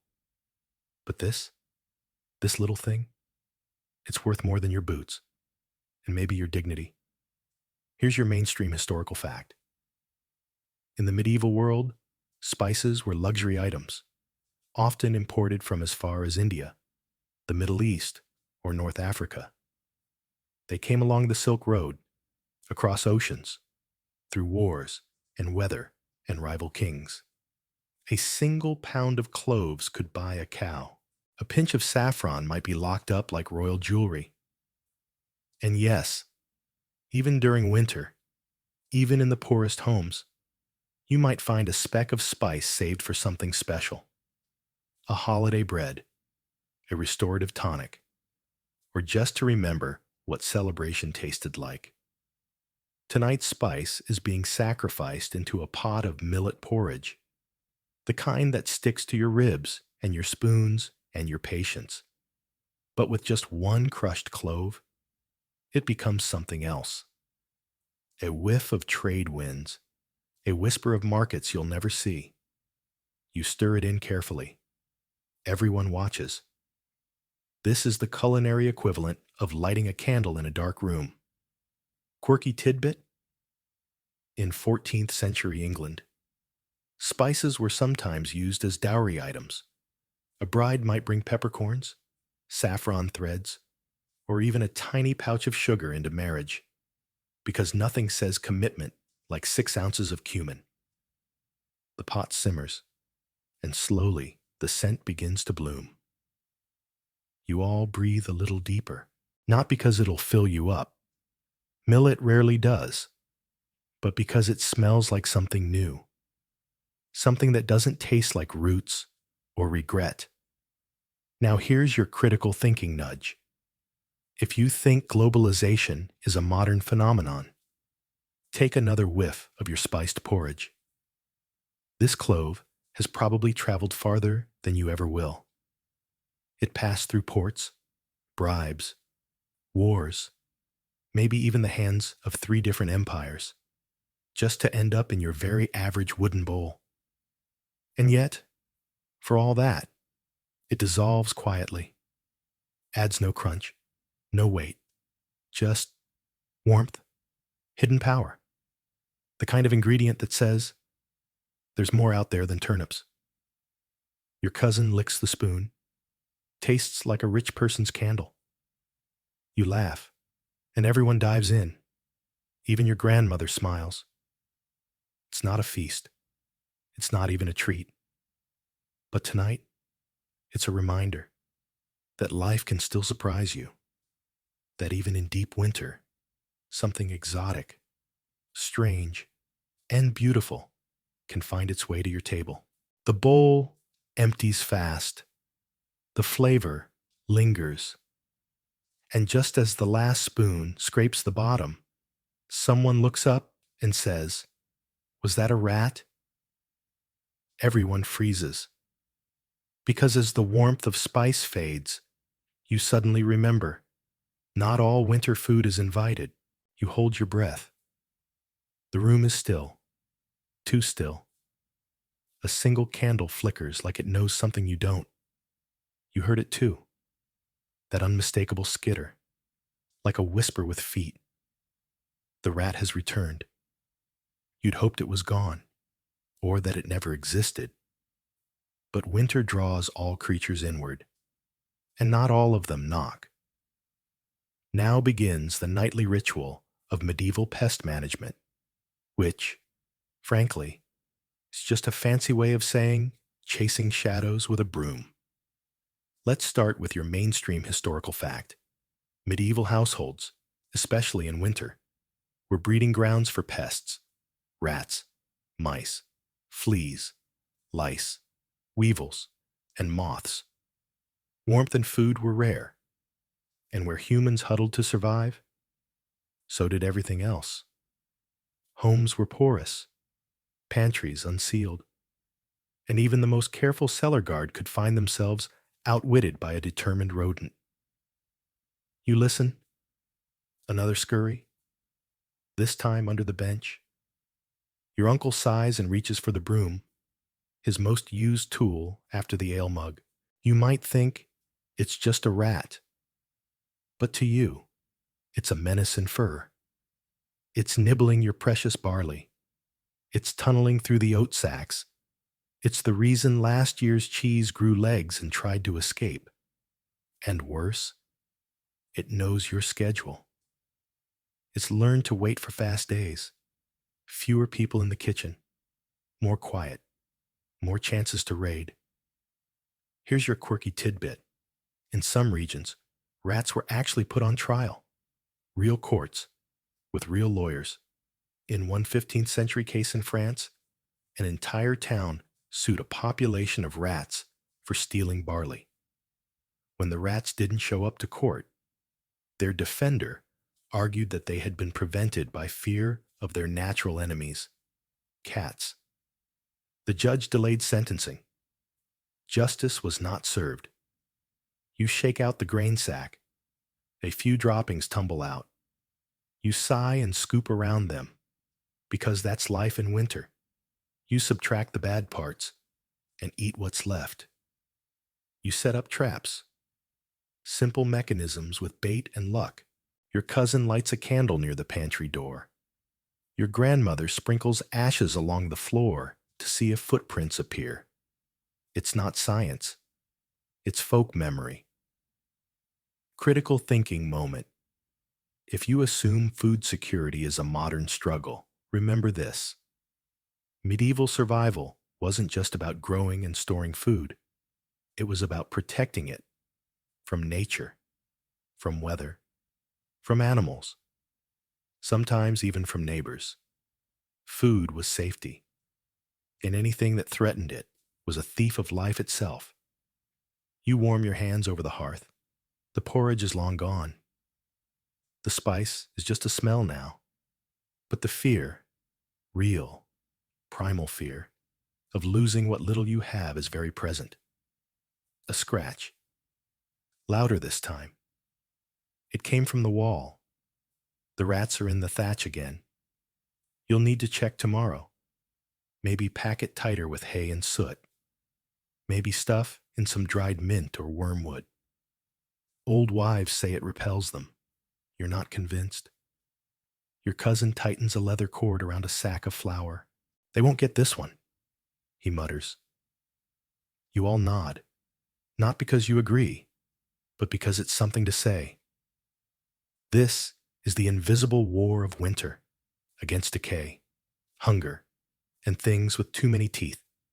You'll never win entirely, but you fight anyway, every night, with traps, with prayers, with shared meals and laughter loud enough to make the rats nervous.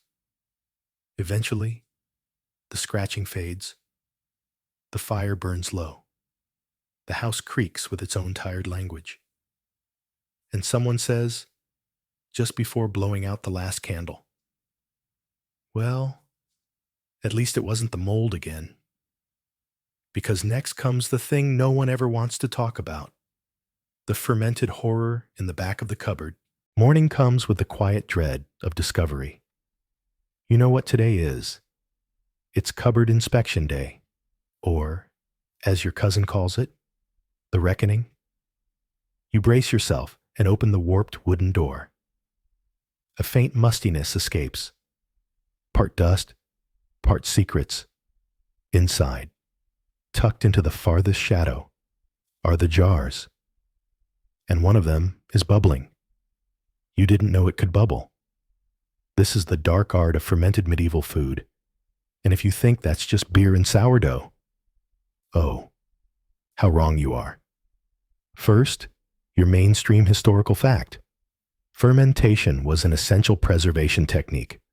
Without refrigeration, medieval households used fermentation to extend the life of vegetables, grains, dairy, even meat. It wasn't always delicious, but it worked. Sauerkraut, pickled garlic, sour milk, fermented fish sauces. These were not condiments. They were necessities. You pull a crock forward. It sloshes. Which one is that? Someone asks. But no one wants the answer. It's a sludge of something once green. Possibly cabbage. Possibly regret. The wax seal cracked weeks ago. There's a layer of white fuzz blooming at the top, like it's auditioning for a nature documentary. Here's your quirky tidbit. Medieval cooks sometimes name their ferments, not for charm, but to track them. The little barrel might be the sauerkraut that turned purple. Old Jerome was a notorious garlic mash that made people cry when they opened the jar. Naming them gave personality to danger, gave dignity to decay. You sniff, you regret, you reseal, but not all is doomed. You find another jar, tightly sealed. You open it slowly, and the smell is pleasant, sharp, vinegary, with a hint of something herbal. It's pickled leeks, and they've held up beautifully. You smile. This is winter joy. Low expectations exceeded. You serve a few slices at breakfast, laid carefully on flatbread with a smear of goat cheese. The table perks up. The tang cuts through the gloom. Even your skeptical aunt nods. Critical thinking moment. If you think rot and fermentation are the same thing, think again. One is collapse. The other is transformation. Fermentation is intentional decay, guided by care, culture, and time. It's what turns cabbage into sauerkraut, milk into kefir, wheat into sourdough. It's not just chemistry, it's survival wisdom, handed down from noses braver than yours. You spoon some brined carrot onto your plate. Crunchy, spicy, a surprise. These little bursts of brightness were winter's answer to palate fatigue, when every meal started tasting like wood smoke and boiling water. And then you reach the bad jar. You knew it was coming. It's labeled, "Don't open," seriously. So, obviously, you open it. Inside is what used to be salted fish. Now, it's something else, something moving. Or maybe that's just your imagination. The smell is so strong it feels like it has physical weight. You slam the lid shut. That one goes outside. Into the snow, with a rock on top, just in case. Someone jokes. We should serve it at Lent. No one laughs. Your cousin clears their throat. We're down to the last pot of stored grain. A hush. You knew this day would come. The ferment jars go back into the cupboard, carefully stacked, wrapped in cloth, lids tightened like apologies. They've done their part, given you flavor, nutrition, something to talk about besides the weather and the rats. But now it's time to deal with the last of the grain. Oats, barley, rye, a dusty, dwindling supply. You sweep the pantry corner, count every handful, every cracked kernel. You'll need to be clever now. Because what comes next isn't just baking, it's alchemy. You pour the last of the oats into the bowl with the reverence of a priest handling relics. Each flake, each kernel is counted like coins before a gamble. This isn't just breakfast. It's the final spell from your winter grimoire of food. This is the beginning of medieval baking. Winter edition. You gather what you have: a scoop of barley flour, a pinch of dried herbs, a spoon of animal fat you skimmed off last week's stew, and a splash of snowmelt boiled down to tepid usefulness. The mixture sticks to your fingers like guilt. Your mainstream historical fact. In the Middle Ages, bread was the foundation of most diets, but it wasn't always wheat, and it wasn't always good. The poor often relied on rye, barley, oats, even mashed peas and acorns to stretch a dough.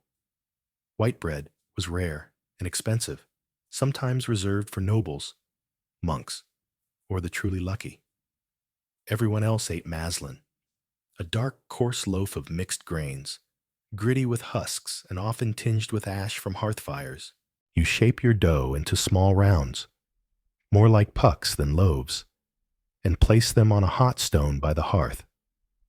There is no oven here, only timing, instinct, and a healthy fear of undercooked middles.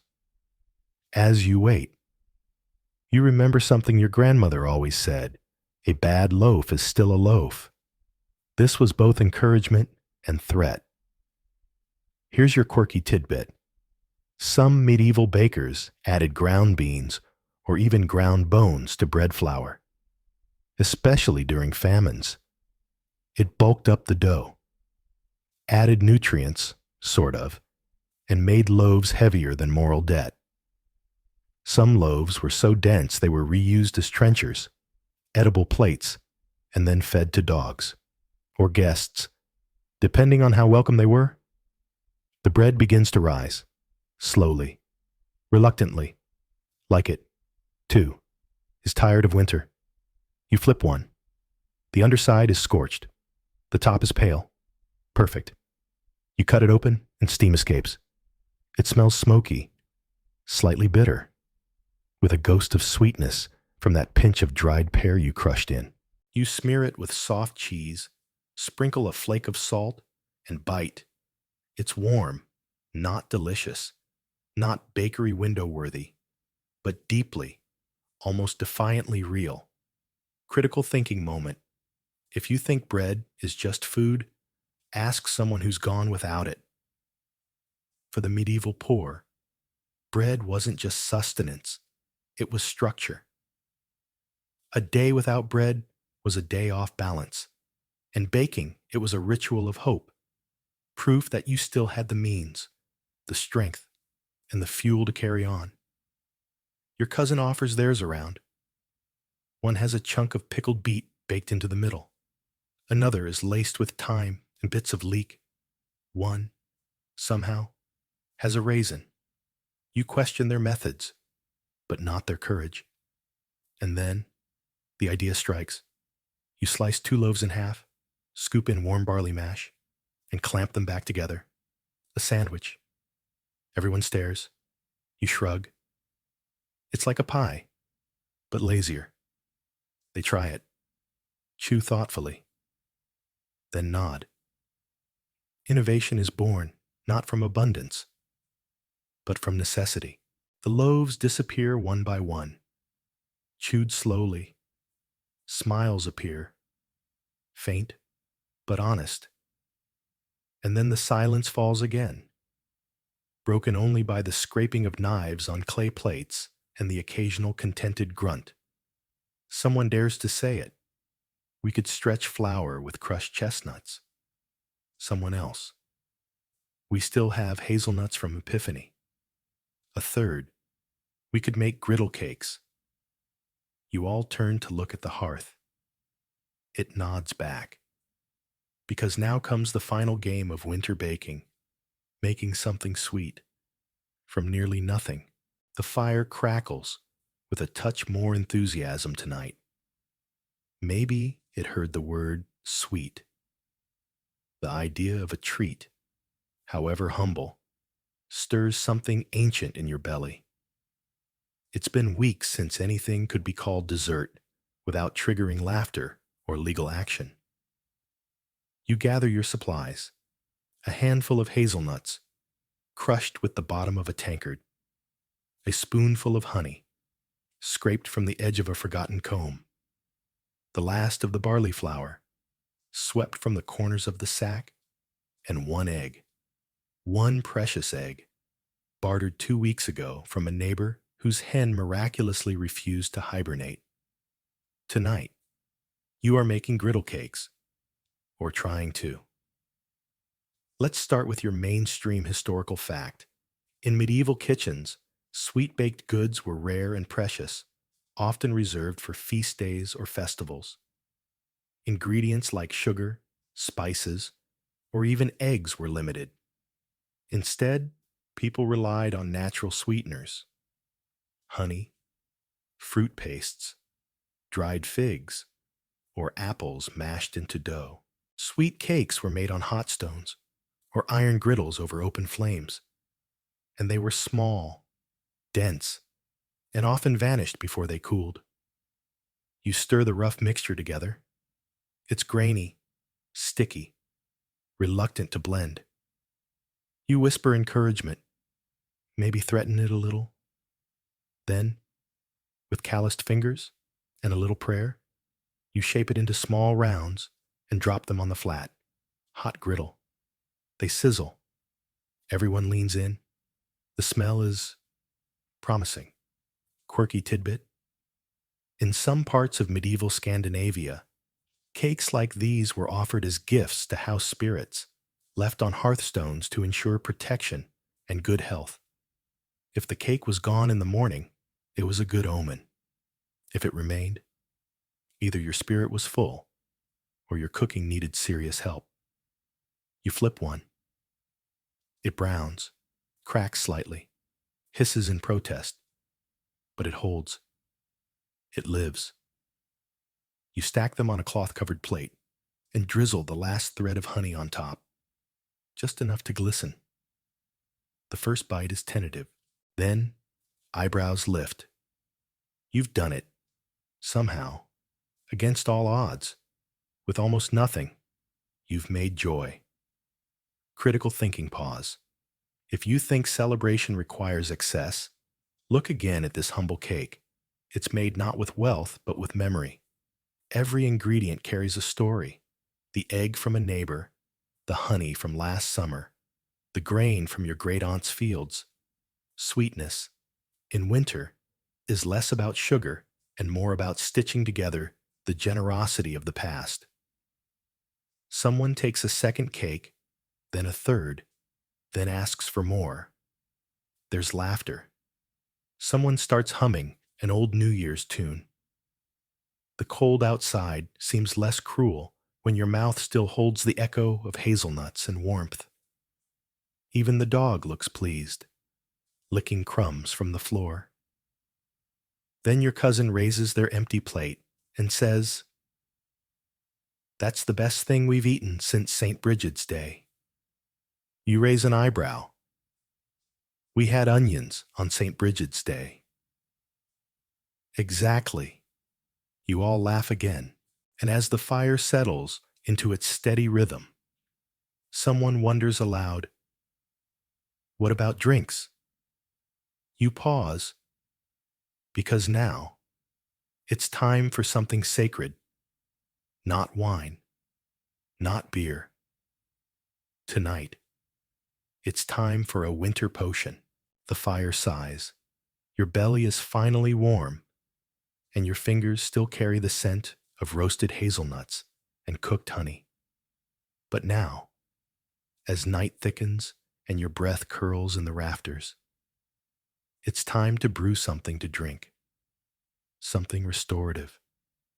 Something that whispers instead of roars. Not mead, though that would be nice. Not ale. Too filling. Not even watered wine. Tonight, You're going to make a winter potion, which is to say, a medieval tonic, part medicine, part superstition, part herbal experiment. The kind of drink designed to chase away chills and shadows and maybe, just maybe, the flu. You start with hot water, always the base. Then you raid the dried herb stash: mint, thyme, lavender, rose hips, whatever hasn't gone to dust or gotten nibbled by a mouse. You find a twist of dried orange peel from last Candlemas. Into the pot it goes. Let's ground ourselves with a mainstream historical fact. Medieval people drank herbal infusions and decoctions both for health and for pleasure. Tea as we know it wasn't available in Europe until much later. But herb teas, called tisanes, were common and often prescribed by physicians and monks. Recipes included everything from sage and rosemary to more. Daring combinations like fennel and vinegar, or warm beer with egg yolks. Tonight, your goal is comfort, so you keep it simple. Lavender, mint, and a few crushed juniper berries. You stir gently, letting the steam rise into your face like a sleepy spell. Quirky tidbit: some monasteries kept recipe books of potions that were said to heal coughs, fevers, even heartbreak. One 12th century remedy for winter melancholy involved steeping dried violets in goat's milk and drinking it while reciting Psalm 91. You don't have violets or goat's milk. You do have lavender and an old psalter. Close enough. You ladle out the potion into uneven cups, passing them around like secrets. The warmth seeps through the clay and into your palms. You take a sip. The taste is soft, slightly bitter, floral, a bit like chewing on bedtime. It doesn't fill you like bread. It doesn't excite you like spice. But it wraps itself around your throat like a scarf made of memory. Critical thinking. Pause. If you believe healing comes only from science, consider the quiet ritual of a winter brew. The hands that gather herbs, dry them, store them, remember their uses.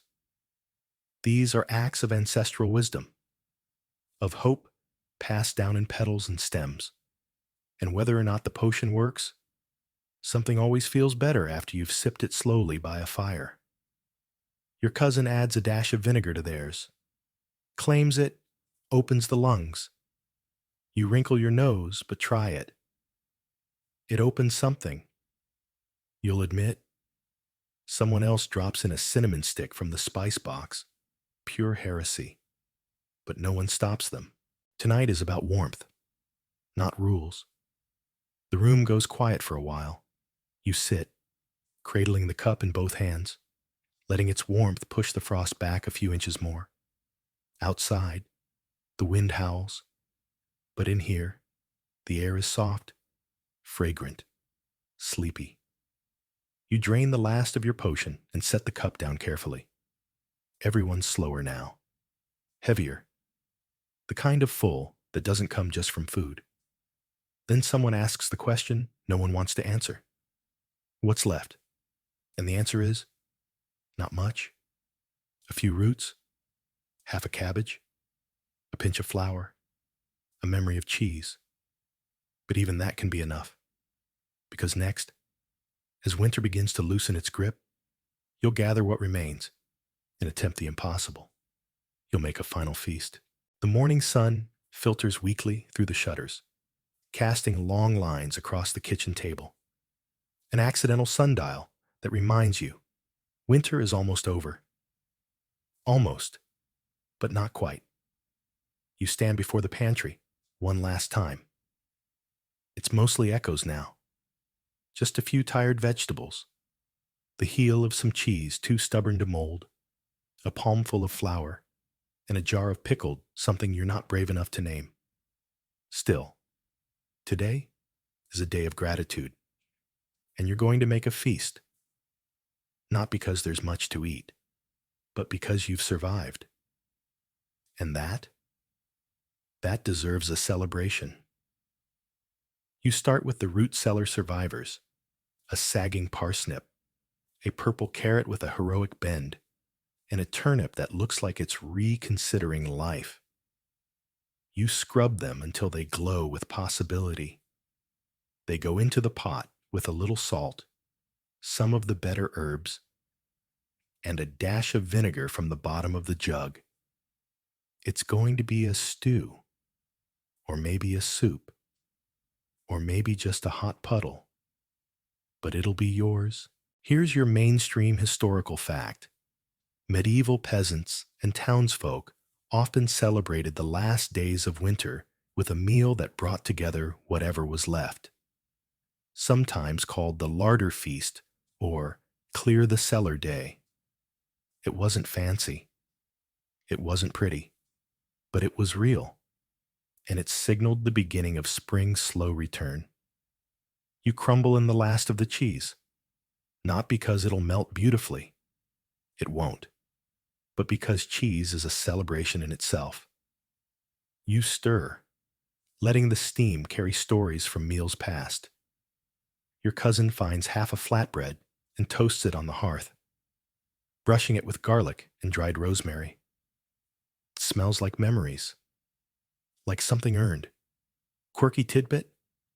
In some regions of Germany and England, the final winter meal was eaten in silence, not out of sadness, but out of reverence. Every bite was a farewell to scarcity, a nod to resilience. The last root was treated like royalty. The pickled pear? Like treasure. You dish up the stew in your biggest bowls.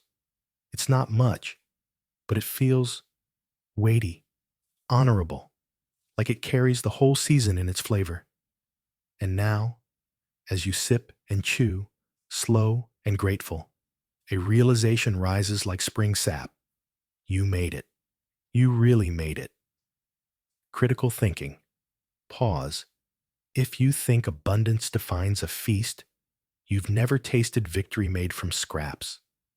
The medieval winter table wasn't always about feeding the body. It was about proving the spirit could endure.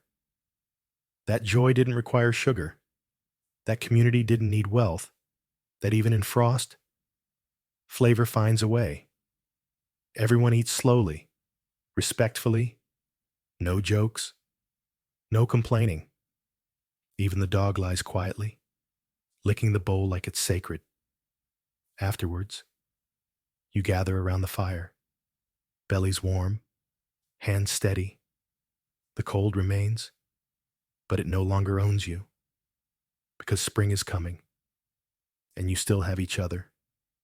Someone reaches for the final jar. Inside, pickled cabbage, soft, sharp, still alive. You open it.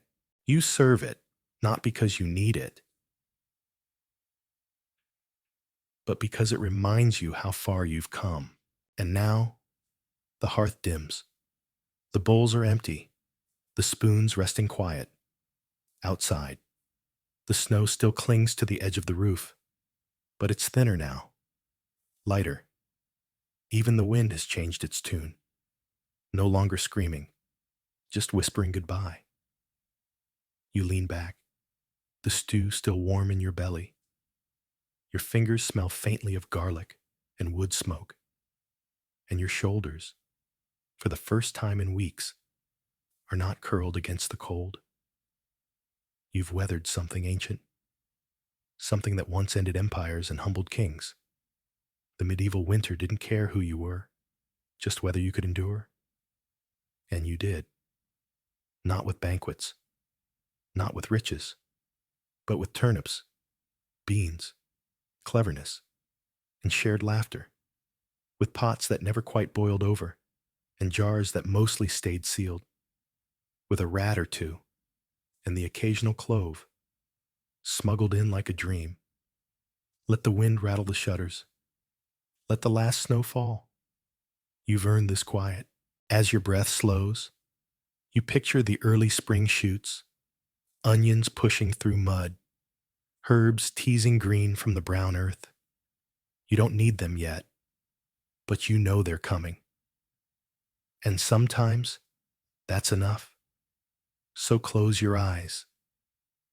Let the scent of thyme and barley drift away. And remember, you are fed. You are safe. You are ready for what comes next. Why certain medieval perfumes made people hallucinate. We're diving nose first into a world you didn't know could knock you flat on your back. Literally.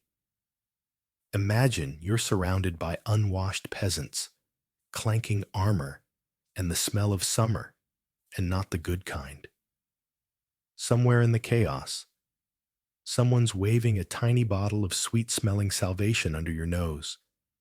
It's supposed to bless you, protect you, calm you, but after a minute, your fingers tingle. The candlelight flickers a little too playfully. And wait, did that saint statue just wink at you? This isn't just a story about old-timey perfumes. It's about the people who thought scent could cure illness, summon angels, or kill your political rival. It's about that one time incense gave an entire chapel choir nosebleeds. And yes, it's about the truly unholy odor of medieval humanity that made all of this feel absolutely necessary. You begin on a dirt road somewhere in 13th century France. The summer heat is obscene. You've been walking behind a sweaty pilgrim for hours. His cloak is soaked, and the air smells like boiled cabbage and despair. Welcome to the era of divine body odor. People bathed irregularly, and when they did, it often involved cold rivers, prayers, or bribes. You try not to breathe too deeply, but now you're nearing a holy site, a church said to hold the shin bone of a saint, and something shifts. The wind carries hints of myrrh, cloves, and burning frankincense. It's sweet, spicy, and, oddly enough, kind of euphoric. As you step into the shaded interior, the scent hits you like a velvet hammer. Candles flicker. You feel lighter, somehow, floaty. This is not a coincidence. The clergy knew what they were doing. Medieval churches weren't just places of worship. They were carefully curated scent chambers. Incense wasn't merely symbolic. It masked the smell of packed bodies. Yes, but it also created an atmosphere of awe. You don't question miracles when your brain is gently being steamed in exotic resins. There's a friar swinging a thurible, a kind of metal lantern on chains. It puffs smoke with every step. The cloud builds around the altar. You start to sweat, not from heat, but from something else. Your vision goes fuzzy at the edges. That wooden crucifix behind the altar looks like it's breathing. Historians still argue whether these reactions were spiritual ecstasies, clever crowd control tactics, or unintended side effects of potent chemistry. After all, the average medieval person had no idea what dose meant. A few extra scoops of gum benzoin? Sure, why not? And here's where it gets fun. That strange perfume wafting from the friar's robes, not just for show.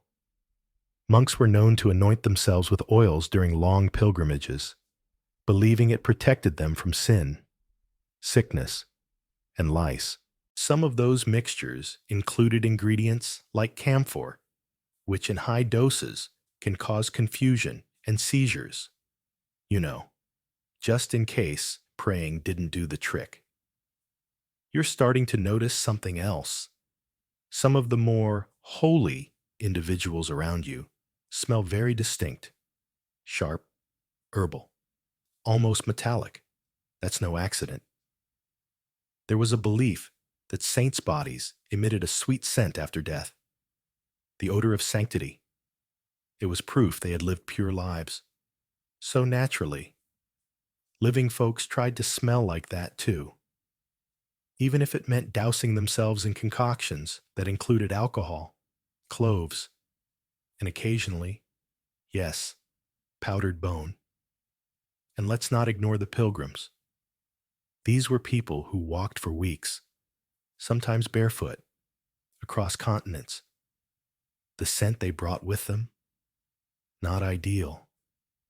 Church officials often sprayed the doorways of holy sites with rose water or vinegar infusions to prepare the air. You walk past one of these thresholds and nearly faint from the sharpness. But there's something deeper going on. You begin to feel the divide between inside and outside. Outside was chaos, commerce, dust, disease. Inside, especially in the perfumed darkness of a cathedral, was where heaven touched earth. And scent was the invisible curtain between the two. A moment of silence, of elevation, of dizziness. There's an elderly woman beside you, swaying slightly. Her eyes are closed. She begins to mutter something. Prayer or poetry, you can't tell. No one bats an eye. In fact, others start to do the same. The scent is thick now, syrupy. You swear your tongue feels numb. Modern science would suggest you're experiencing mild sensory overload, maybe even low-key carbon monoxide poisoning from all the smoke. But back then, this was how the divine spoke, in whispers and scents and candlelight hallucinations. And if someone fainted in the pews, well, that was just the spirit moving through them. Or maybe it was the 14% alcohol content of the anointing oil they kissed. It might sound funny now, but it was exactly these kinds of disorienting, overwhelming environments that made society start to question how religious experiences were being manufactured. And that, centuries later, fed into major shifts, like the rise of Protestantism and the push for simpler, less sensory-driven worship. Cleanliness may have been next to godliness, but apparently, so is ventilation. Back in the pew, you rub your eyes. The light through the stained glass is shifting, reds and blues dripping onto the stone floor like melted jewels. The air is still thick with scent, but your body is adjusting. Sort of. You think you just heard the statue of St. Agnes sigh. You lean back against the cool stone wall and take a slow breath. This is only the beginning. The deeper you go into this fragrant world, the stranger it will get. There are herbs that make you dream in Latin, oils that whisper secrets in your ear. And somewhere, not too far from here, a bottle of perfume sits forgotten in a monastery vault, sealed since the plague, and no one dares open it. Yet, you stumble out of the cathedral sometime later, blinking in the sharp daylight like someone emerging from a cave, or a very intense group therapy session with a bunch of weeping strangers and wafting smoke. The air out here smells like horse sweat and damp wood. But for the first time, it's refreshing. Your head is still spinning a little, and your robes are clinging to your back in all the wrong places. Welcome to the real world again, where perfume isn't just spiritual, it's strategic. You've now entered the territory of the powerful, the perfumed, and the politically perfidious. See, in the medieval mind, scent wasn't just a personal thing. It was a public declaration. If you smelled good, you were probably blessed, chosen, maybe even divine. This idea wasn't limited to monks and saints. Rulers got in on the game, too. And they didn't hold back. Take Queen Elizabeth of Hungary, for example, whose name got slapped on the famous Hungary water, a blend of rosemary and alcohol. Was it a face tonic? A perfume? A political message? Yes, and probably also a medieval attempt at liquid courage. There's debate about whether she ever used it herself, or if the name was just branding. Historians still argue whether it was made to preserve her youthful appearance, or if it was mostly to prevent fainting at court dinners caused by aggressive body odors. Royal courts weren't dainty affairs. Imagine dozens of courtiers, stuffed into narrow halls, whispering rumors over flagons of wine and meat pies. Airflow was more of a suggestion. The result? A strategic reliance on scent to declare your superiority without saying a word. You, dear listener, might be dressed in wool with a greasy hood. But if your wrists shimmer with an expensive balm made from imported oud wood and rose, people know not to mess with you. And it wasn't just royalty. Clergy, too, used fragrance to elevate themselves, literally and figuratively. The more sacred you were, the better you smelled. Bishops dabbed perfumes into their gloves and sleeves. Cardinals ordered rose oils by the gallon. Even popes had personal scenters, people whose job it was to select, blend, and refresh their divine aroma. You reach the outskirts of a walled city, where the air becomes a strange cocktail of tannery runoff, fish market leftovers, and sandalwood?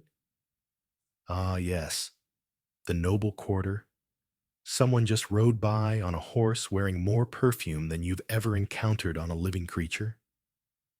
It smells like a holy relic, and a wine cellar had a baby. Here's a fun tidbit. In some kingdoms, perfume was considered so essential to maintaining dignity that nobles were banned from attending court without it. Think of it as medieval deodorant with a divine PR campaign. It might sound silly, but these scent rituals were the medieval version of having a verified badge on social media. Smell good, and you're probably part of the elite. Smell like everyone else? Enjoy peasanthood. But here's the catch. The ingredients were often wildly inconsistent.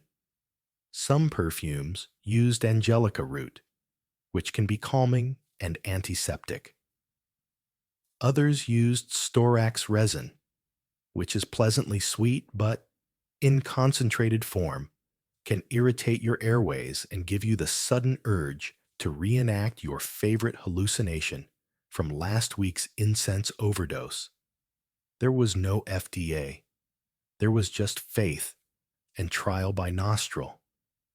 That bottle the merchant is holding up, it's wrapped in silk and sealed with red wax. He tells you, quietly, that it's a Venetian blend, favored by duchesses and cardinals. It smells like honey and ancient forests, and, possibly, the tears of overworked alchemists. You watch as a rich woman opens a locket around her neck and sniffs it delicately. You assume it's a love token. Wrong. It's vinegar steeped with thyme and rue, meant to ward off sickness. A portable anti-plague shield, worn like jewelry. The fragrance is sharp, almost medicinal. Not exactly Chanel No. 5, but in a world where disease creeps on the breeze, it's better than nothing. What's strange, though, is how often these noble perfumes cross the line from cosmetic to cosmic. One nobleman reportedly insisted on sleeping in a room filled with burning aromatic woods because he believed it aligned his humors with the heavens. Historians still debate whether he was onto something or just very, very high. Meanwhile, you're starting to notice how scent becomes a kind of silent war between social classes.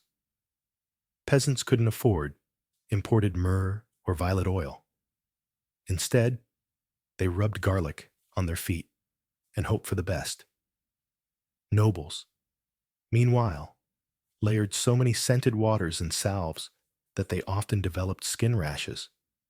But hey, at least their corpses smelled expensive. Oh, speaking of death, even funerals were perfumed affairs. Important bodies were coated in oils before burial, not just for preservation, but to suggest their soul had already started its heavenly journey. And in some cases, those same perfumes were reused for the living.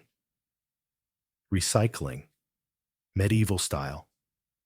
You pass a shop where a perfumer is crushing spices in a bronze mortar. The air is thick with cinnamon and orange peel. He offers you a sniff of something called Solomon's breath. You politely decline. He shrugs and gives it to a bishop's servant instead. 2 minutes later, the man walks into a pole and apologizes to it. Was that a hallucination? A mild allergy? Maybe just spiritual ecstasy again? Who's to say? It might sound funny now, but the idea of perfume as political theater laid the groundwork for later court customs, like elaborate grooming rituals or entire rooms built just for dressing in front of people. Perfume was a flex. It said, I can afford to smell like paradise while you're still figuring out how to make soap. You sit on a low stone wall, the smells of the city swirling around you. Perfumed horses, rose-scented glove leather, stew, always stew, and beneath it all, a sense that something else is in the air, a heady, invisible power you can't quite define, but you'll chase it anyway. You wake the next morning, or what passes for morning, under a wool blanket that smells faintly of last year's barley and regret. The air in your chamber is thick, not with perfume, but with damp stone and the ghost of last night's stew. Time to pay a visit to the most mysterious figures in the medieval world, the perfumers themselves. You head toward the city's artisan quarter, where the alleys are tighter, the cats more judgmental, and the air much spicier. Smoke coils from windows. Pungent oils drip down worn wooden counters. And inside one shadowy shop, you find what can only be described as a combination of pharmacy, shrine, and mad science lab. Welcome to the alchemy of aroma. This particular perfumer wears 3 rings, all for show, and a velvet cap tilted just enough to suggest he's either brilliant or unstable. He introduces himself as Brother Erhard. You'll soon learn that he's not actually a monk. Brother is just branding. Still, he bows before an icon of the Virgin before grinding cinnamon bark into powder. Can't hurt to cover your bases. In medieval Europe, perfume was closely tied to alchemy and early medicine. There were no sharp lines between chemist, healer, and heretic. If you boiled herbs and collected their essence, you might be curing gout, or you might be summoning demons, depending on who was watching. Brother Erhard shows you his still. It's made of bronze and glass, heated by a smoky little fire. He explains the process with the air of a man who believes he was born for this. Lavender, when distilled with wine, becomes calming. Rose, boiled down just so, retains its soul. Mint, uplifting, but risky if combined with wormwood. That last part, he says, with a raised eyebrow. You ask why he keeps a bundle of dried mushrooms hanging over the doorway. He chuckles. For creativity, he says. You don't ask further? And here's the strange truth. A surprising number of medieval perfume recipes involved what we'd now call psychotropics. Not because people were trying to hallucinate, necessarily, but because the line between a relaxing scent and whoops, I see purple goats was very thin. Take henbane, a common aromatic herb used in sleeping potions and perfumes. Smells earthy, helps you sleep, but get the dose wrong, and you might end up talking to invisible saints for 3 days. Historians still argue whether certain widespread visions, like shared dreams among cloistered nuns, were divine experiences or the result of heavy exposure to poorly ventilated herbs. Brother Erhard offers you a small vial. Dragon's tongue, he calls it. The label includes fennel, clove, and something illegible. You lift it to your nose. The scent is sharp, electric, like pepper mixed with citrus and candle wax. Your eyes water. For a moment, you swear the room ripples. You set the vial down. He nods knowingly. This isn't just perfume. It's spell work. It's alchemy. It's an invisible weapon you carry on your skin and inhale into your dreams. And remember, medieval cities were chaotic sensory mazes. You didn't walk through a garden. You walked through an explosion of crushed herbs, smoke, rot, and rain. To make a scent stand out in that mess, it had to be strong, almost dangerously so. There's even a term Brother Erhard uses, scent armor. Nobles, he explains, would layer scents in stages, anointing the feet, the chest, the temples, with different oils. The final result was like walking into a fragrant force field, but there was no standardization. One noble might use calming lavender. Another, inspired by some overly confident alchemist, might use a mixture involving pine tar and goat bile. You can imagine the results. What's fascinating is how much experimentation went into these concoctions. Erhard pulls out an old scroll filled with diagrams, moon cycles, measurements, even prayers. He shows you a recipe that includes saffron, honey, and powdered silver. This one is for memory, he says, and this one, he taps a faded ink splotch, is for dreams without fear. You ask if they work? He smiles. Sometimes. It might sound funny now, but these early perfumers were essentially the first experimental chemists. And while they didn't always get it right, okay, they rarely got it right. They laid the groundwork for future discoveries in distillation, aromatherapy, and even anesthesia. You glance around his shop again.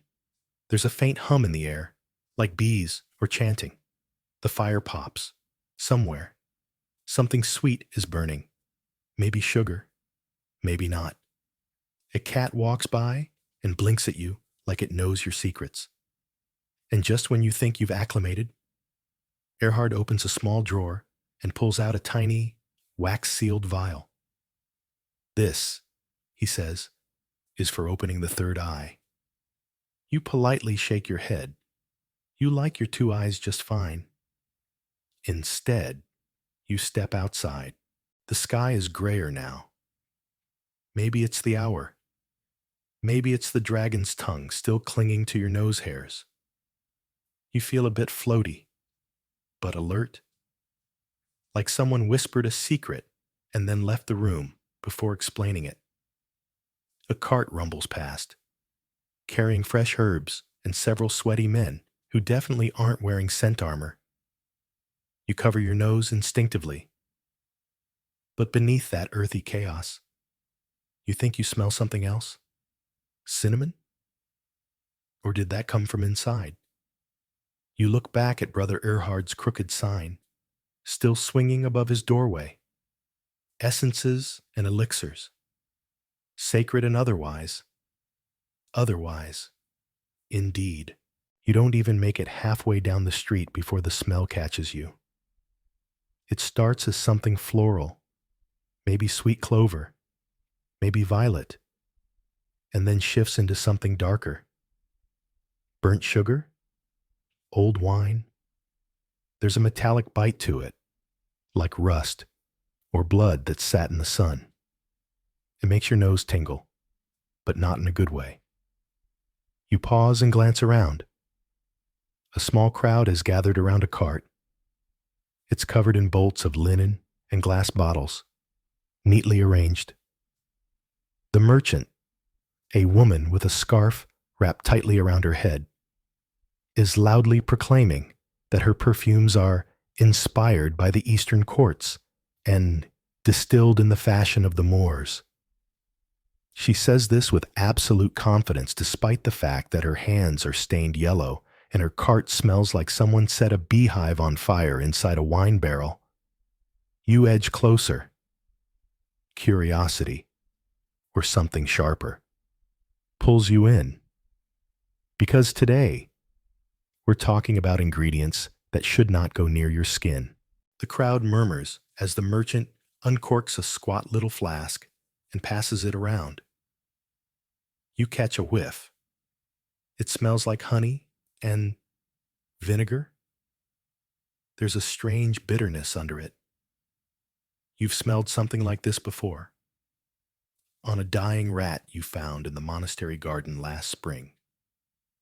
One man declares the scent enlightening. Another quietly vomits into his sleeve. This isn't surprising. Many medieval perfumes were beautiful in theory, but downright dangerous in practice. There were no purity standards, no lab tests, no allergy disclaimers. If something smelled good and didn't immediately kill someone, it got added to the recipe. That was the bar. Take mercury, for example. Yes, that mercury. The liquid metal that makes thermometers wiggle and your nervous system crash. In medieval perfumery, it occasionally made its way into mixtures designed to invigorate the spirit. Because mercury was shiny, rare, and mysterious, people assumed it must be good for you. Historians still argue whether these mercury-infused oils were ever widely used. But the recipes exist, and so do accounts of trembling nobles who glowed with health right before collapsing. Another favorite? Lead, powdered, baked, or dissolved in vinegar. Lead made your skin look pale and perfect, until it didn't. You could be fragrant, fashionable, and hallucinating all at once. Efficiency. You lift another bottle. The label reads, oil of vitriol. You blink. That's sulfuric acid, very on brand. The merchant insists it's been tamed with roses. You take a step back. But it wasn't just outright poisons. Many ingredients were technically natural, but wildly misused. Myrrh, for instance, was popular for its rich, sweet smell. But when steeped in wine and consumed, or even inhaled in large doses, it could cause dizziness, nausea, and in rare cases, vivid dreams involving fire-breathing bishops. Some say that's just coincidence.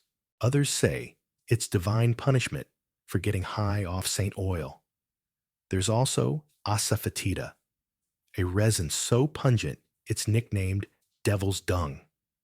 It was used in some protective perfumes to ward off illness. One recipe suggests combining it with goose fat and smearing it under your arms. You can only assume this had more to do with keeping people at a distance than with actual aromatherapy. And don't forget castoreum, a secretion from beavers' castor sacs. Yes, near the butt. It smells musky, leathery, and oddly sweet. Used in high-end perfumes, it was said to enhance other fragrances and make them cling to the skin. Which is true. If your definition of clinging includes people avoiding eye contact with you for days, you try to imagine the logic. Someone, somewhere, found a beaver's gland, sniffed it, and said, "Yes, this goes on my wrists." A bold choice, but not all strange ingredients were smelly. Some were almost scentless, like opium, sometimes added in powdered form to relaxing oils. A few drops in a handkerchief, placed gently on the chest. Peaceful dreams. They said comas, sometimes. And here's where it gets wonderfully weird. A few medieval texts describe flying ointments used by certain fringe groups, let's say unconventional practitioners, who claim these balms, when applied to the skin, could induce the sensation of flight. The recipes included belladonna, hemlock, and aconite, all highly toxic, all absorbable through the skin. You didn't actually fly, of course, but you'd believe you were flying, perhaps with a talking goat. Historians still argue whether these ointments were real or moral panics wrapped in spooky storytelling.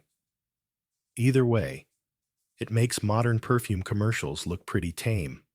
It might sound funny now, but it was exactly this chaotic blend of experimentation, mysticism, and desperate guesswork that shaped the early science of pharmacology.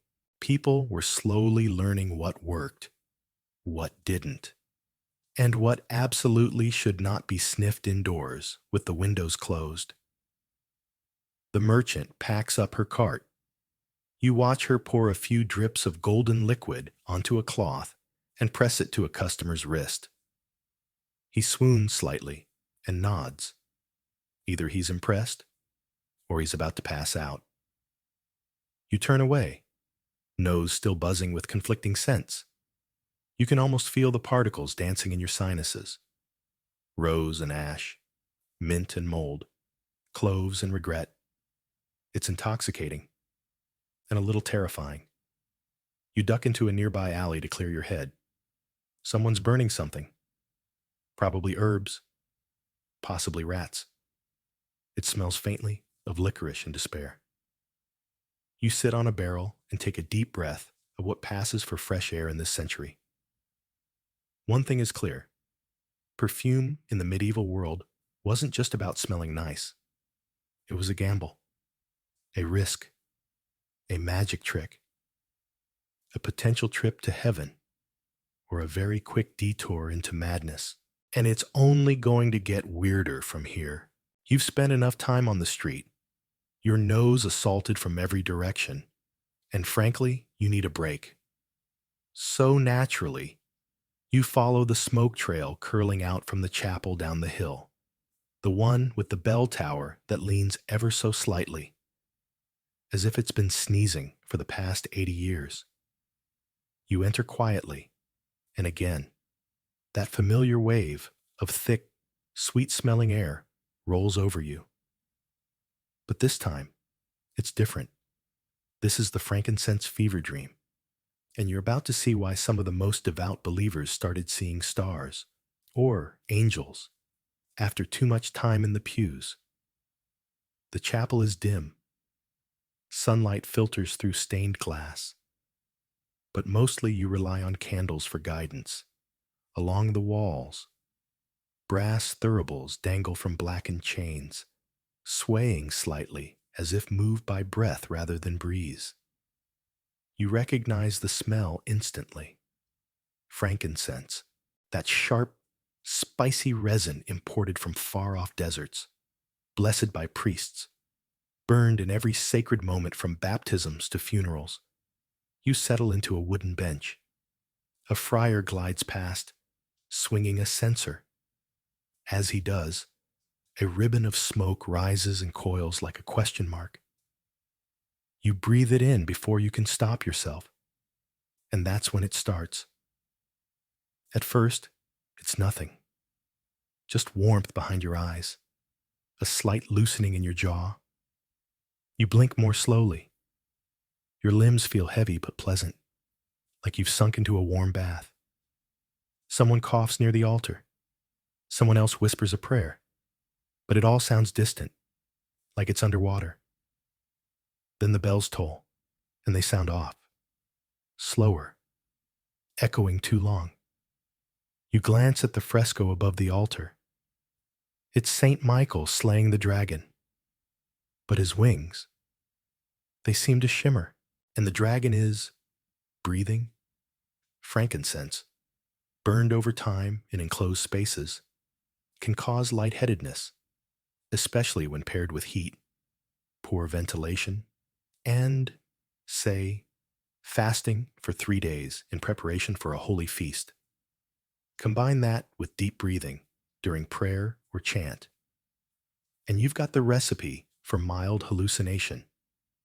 Historians still argue whether the visions recorded by monks were true divine visitations or just the side effects of repeated incense exposure. And not just frankincense, though that's the star player. There's often myrrh in the mix, plus copal, labdanum, and sometimes dried herbs like sage or hyssop. Each adds a note to the cloud, like voices in a choir. And in high doses, some of these can cause dizziness, disorientation, even visual distortions. You lean forward to rest your head on your hands, but the grain of the wood seems to shift under your fingers. Is the bench moving? Probably not. But maybe yes. The friar returns, swinging the censer more vigorously this time. The smoke billows. You swear it sparkles. A child near you starts humming tunelessly. An old woman whispers something that sounds like, "The lamb walks at midnight." Everyone's behaving, just a bit strange. It might sound funny now, but these experiences were taken very seriously. If someone claimed they'd seen an angel during Mass, it was recorded, investigated, and sometimes even canonized. There are dozens of medieval accounts where groups of monks or nuns reported seeing the same glowing figure, or hearing heavenly music during incense-heavy rituals. Modern researchers point to something called olfactory hallucinations, a rare but real phenomenon where intense smells trigger phantom sights and sounds. Pair that with sensory deprivation, the dim church, repetitive motion, chanting, kneeling, and neurological susceptibility, lack of sleep, hunger. And it's not so surprising that people started reporting divine encounters. You rub your temples. The air is thick as syrup now. You can barely see the altar. Someone near the front collapses gently to their knees and starts weeping. No one panics. This happens often enough, apparently. You glance again at the St. Michael fresco. His sword is definitely glowing. The friar approaches, and for a moment you worry he'll offer you something to sniff or sprinkle on your forehead. Instead, he just nods and moves on. You're grateful. Your lungs are already planning a rebellion. To clear your head, you step toward the rear of the chapel, near a small side altar where a younger acolyte is trying to extinguish a candle that seems to have fused with the wax table. He mutters about too much resin again. You wonder how many accidental fires these rituals have started over the centuries. In one corner, a book lies open, some sort of chapel ledger. You sneak a peek. A recent entry reads, "After fifth bell, Sister Agnes described the Virgin in flame." The handwriting is steady, as if this is normal. Was it a miracle? A heat stroke? Did Sister Agnes breathe too deeply? The Church accepted such reports cautiously, but always with interest. Sometimes, these were seen as rewards for piety. Other times, they became the basis for beatification. A few became cautionary tales. There's a theory you've heard whispered, that some friars wanted these hallucinations, that by controlling the scent environment, they could make Mass more dramatic, more emotionally intense. They'd never say it out loud, but you can imagine how powerful it must be to lead a congregation that believes they've witnessed heaven break open above them. You step outside, blinking like a mole dragged from its hole. The fresh air stings your lungs, but your thoughts begin to realign. You didn't see anything too strange. No flaming cherubs, just a slight shimmering, a whisper of something impossible. Still, as you glance up at the bell tower, you wonder if it leaned a little more than usual. You walk on, scent trailing behind you like a ghost.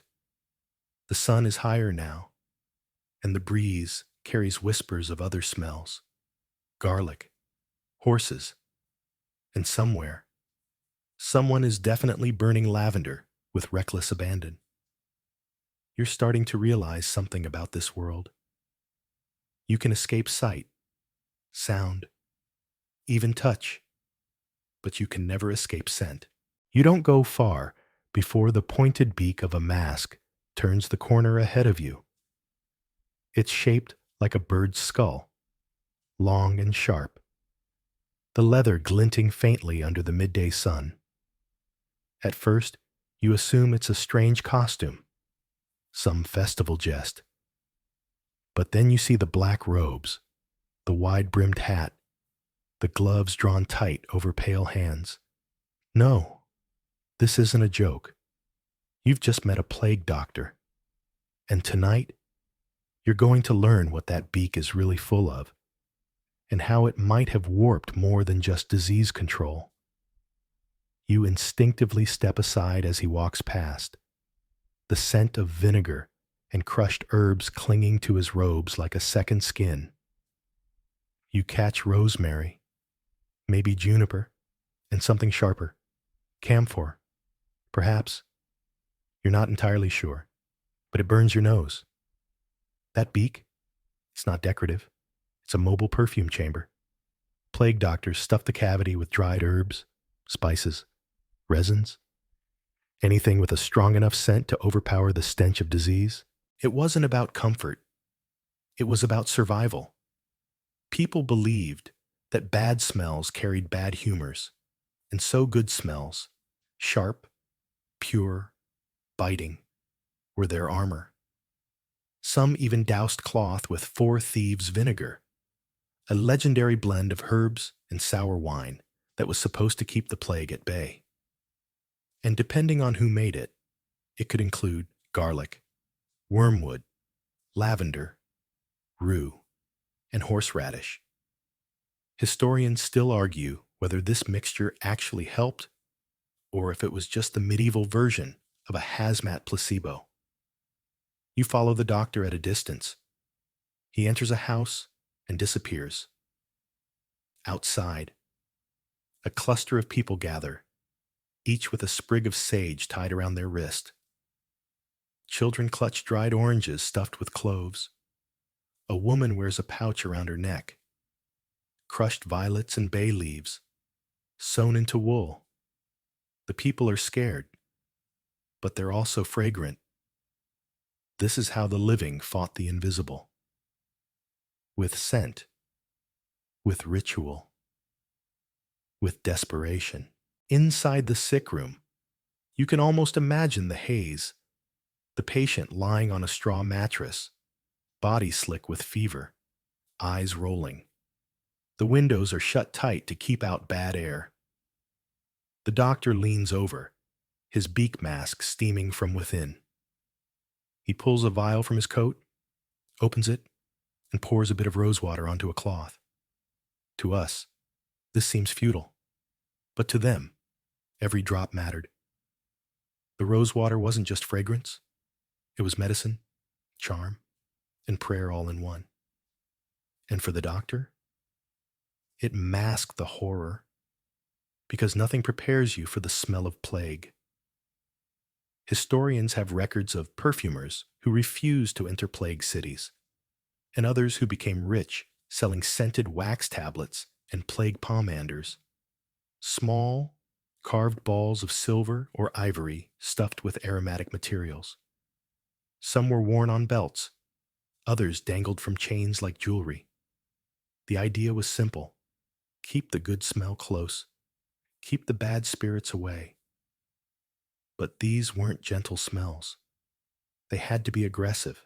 Black pepper, vinegar, mustard seed, resin, pine tar, enough to make your nose sting and your eyes water.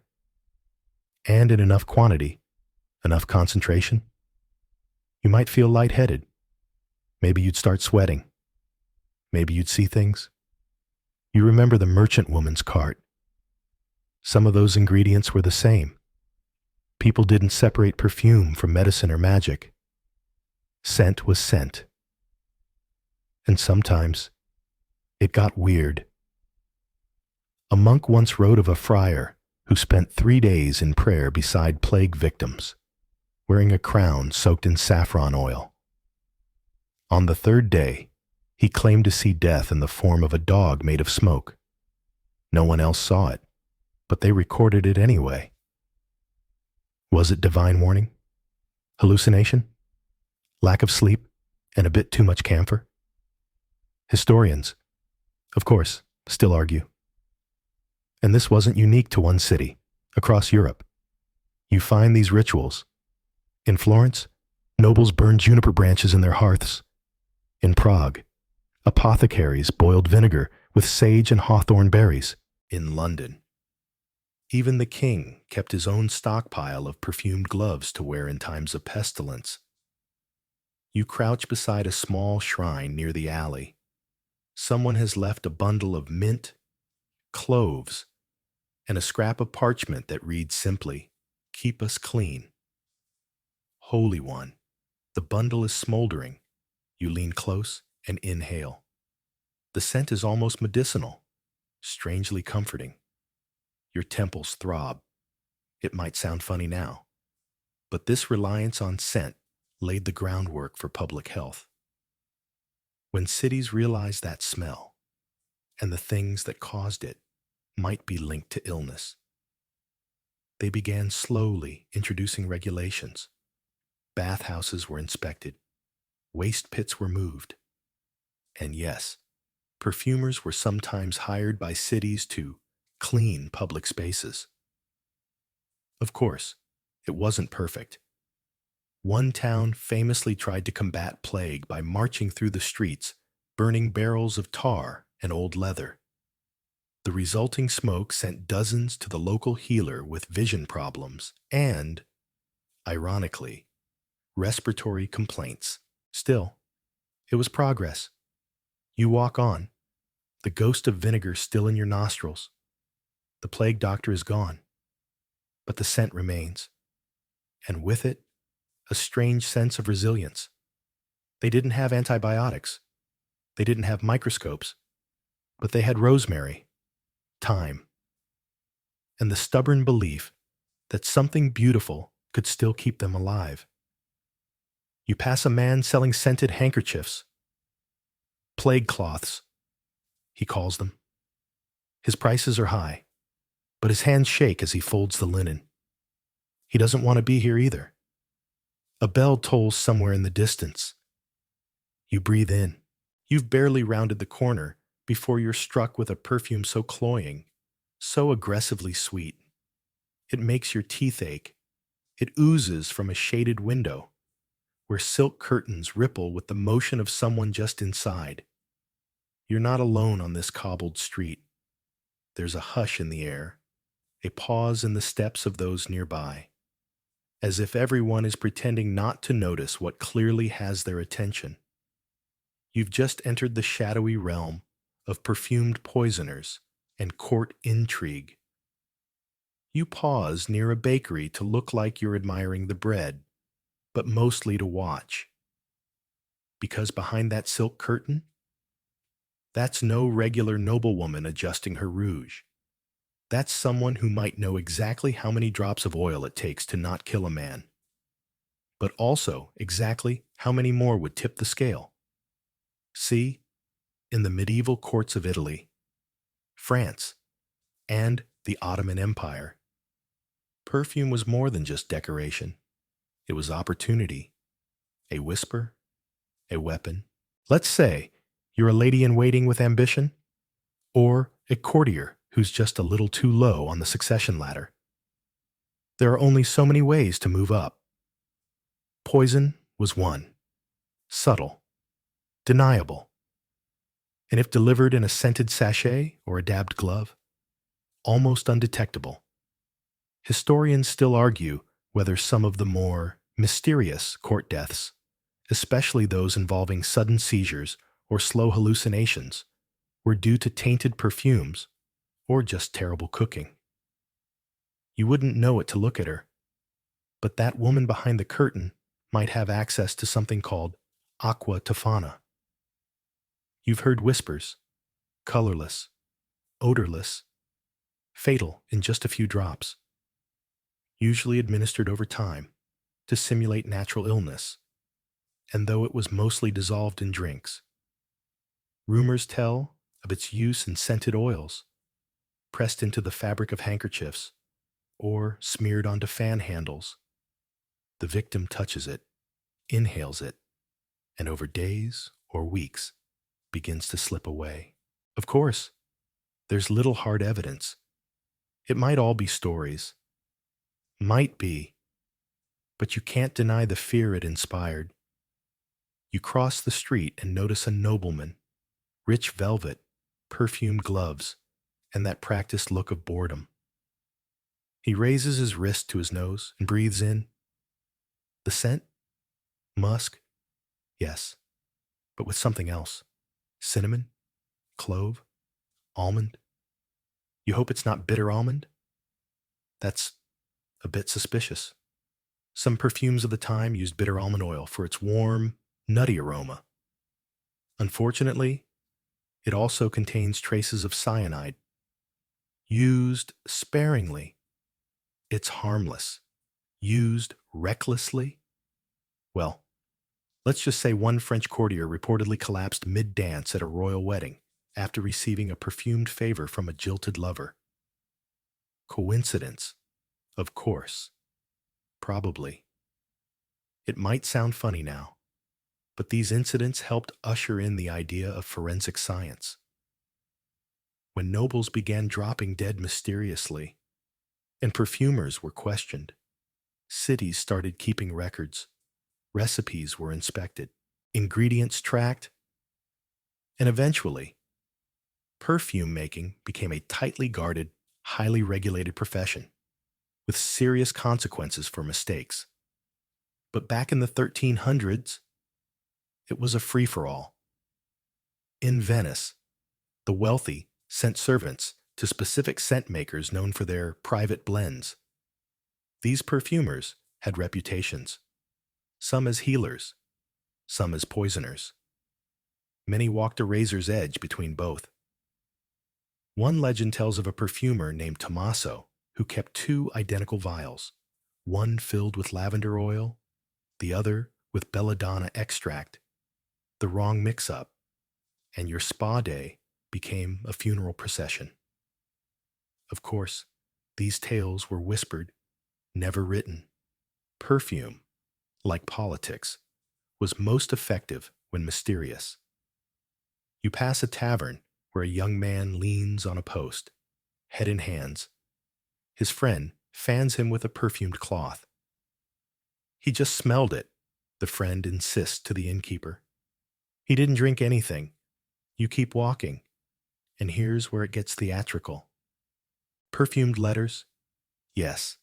Handwritten notes, doused in aromatic oils, were popular in elite circles. A love note could be scented with rose to show affection, or sandalwood to imply something a bit spicier. But sometimes, the ink itself was laced with something far more sinister. The idea? The recipient reads the letter, touches their face, and lets the poison begin its slow work. There's no proof that any monarch ever died this way. But there are gaps in the records, sudden fevers, strange visions. One noblewoman reportedly spoke only in rhymes for 3 days before collapsing at her embroidery wheel. Her rivals called it God's punishment. Her allies weren't so sure. Back outside the perfumed window, you spot a hand extending a handkerchief to a passing nobleman. He takes it with a bow, presses it to his lips, a courtly gesture. but you can't help but wonder. And then there are the tests. Some perfumers, especially in Spain and southern Italy, reportedly trained animals to sniff blends and react to specific scents. If the dog whimpered, the perfume was suspect.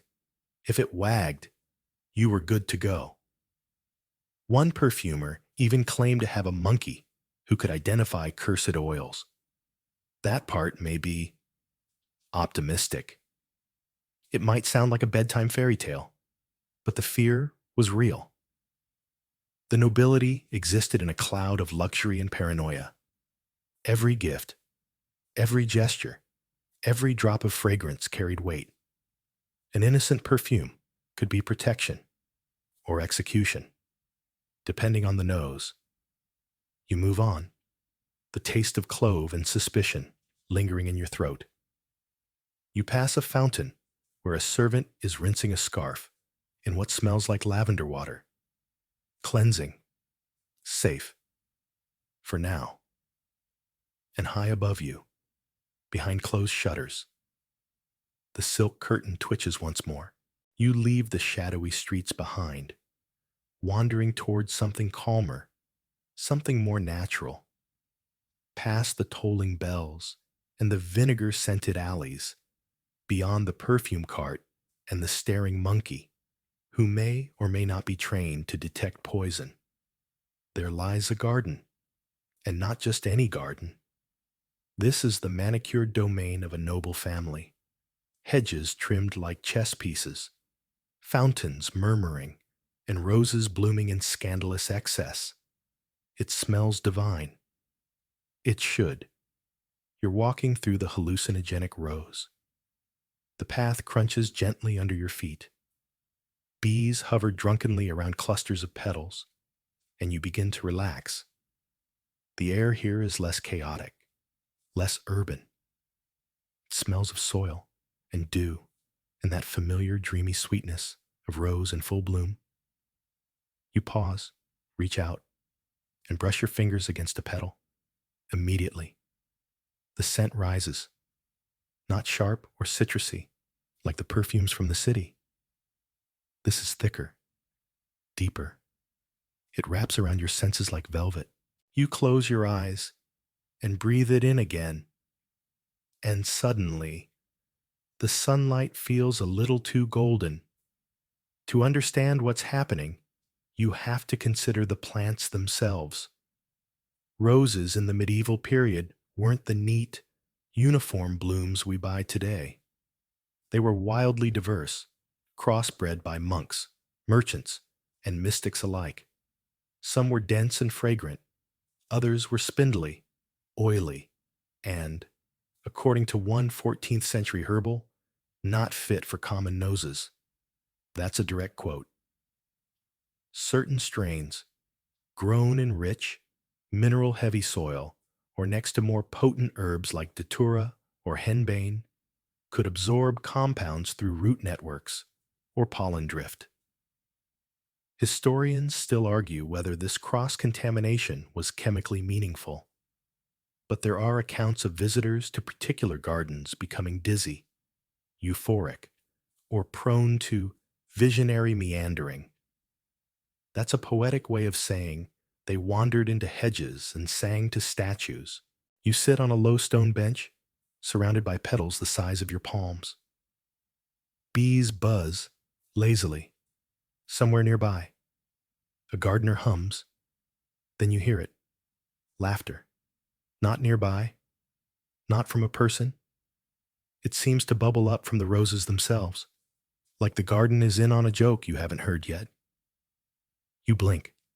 Your heart speeds up. And it's not just you. In the diaries of Lady Aurelia of York, she described a rose variety gifted to her by a traveling Moorish scholar. The scent, she wrote, was like sunset and memory. She claimed it made her dream in languages she did not speak. Her brother, who later inherited the same plant, banned servants from tending it alone after 3 fainted. Sound unlikely? Maybe. But we know that volatile organic compounds, VOCs, the molecules responsible for plant scent, can interact with the nervous system. In high enough concentrations, they can cause mild headaches, disorientation, even euphoria. And in an enclosed space, like a walled garden, on a hot day, with no breeze, you begin to understand why so many mystics did their meditating outdoors. The garden you're in has labels carved in Latin: Rosa Damascena, Rosa Gallica, Rosa Sanctissima. One plaque has been scrubbed out. The plant beside it looks oddly wilted. No bees go near it. You step around it carefully. At the far end of the garden stands a stone gazebo. You walk toward it, dizzy from heat or scent, or maybe both. Inside, a single vase holds a deep purple rose. Its petals are almost black. You lean in. The scent is intoxicating, like wine, leather, and sugar, like something ancient. And for a second, you feel gone.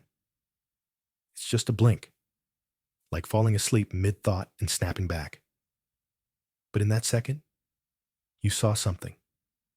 A figure in a robe, a bell without a tower, a voice whispering something you almost understand. You pull back quickly. Your breath is shallow. You sit. It might sound funny now, but many noble gardens were used for more than beauty. They were laboratories. Some experimented with grafting, trying to create the perfect rose. Others dabbled in moon planting, burying crystals or bones to alter the plant's growth. Some perfumes created from these roses were said to cause prophetic dreams. Others were simply delicious-smelling failures. One fringe belief held that a rose grown under a blood moon, watered with wine, and harvested before dawn could be used to make a perfume that unlocked memories from past lives. No one's proven that works, but the recipe was written down and copied and whispered from tutor to apprentice. And here you are, feeling the edges of your own memory slip and stretch. You shake your head. The air is cooler now. A breeze stirs the petals. Somewhere, someone is calling a name. Maybe yours, maybe not. You rise, brushing pollen from your sleeves. As you walk back down the path, the laughter fades, the sunlight shifts, and you can't help but wonder, was it the rose? Or was it always inside you, waiting for the right scent to bloom? You leave the garden with rose petals clinging to your sleeves and just a whisper of something strange still buzzing behind your eyes. The scent trails you like a shadow, sweet, sleepy, possibly prophetic.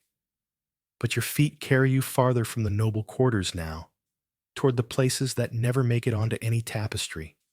The woods, the edge of the village, the cottage that smells like smoke and damp thyme.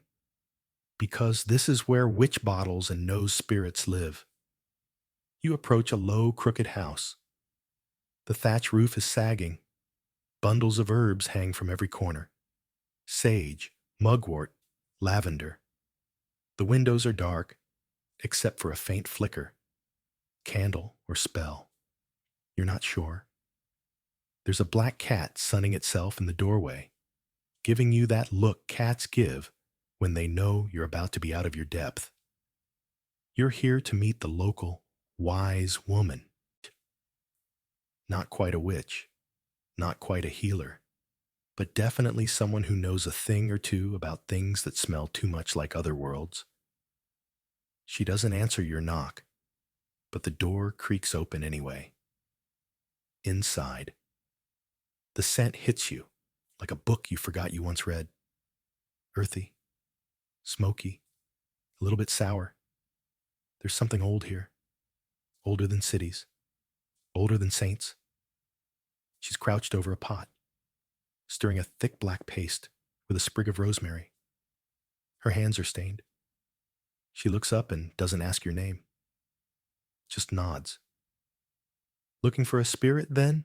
She says, and it's not a question. You try to explain that you're researching perfumes. She snorts.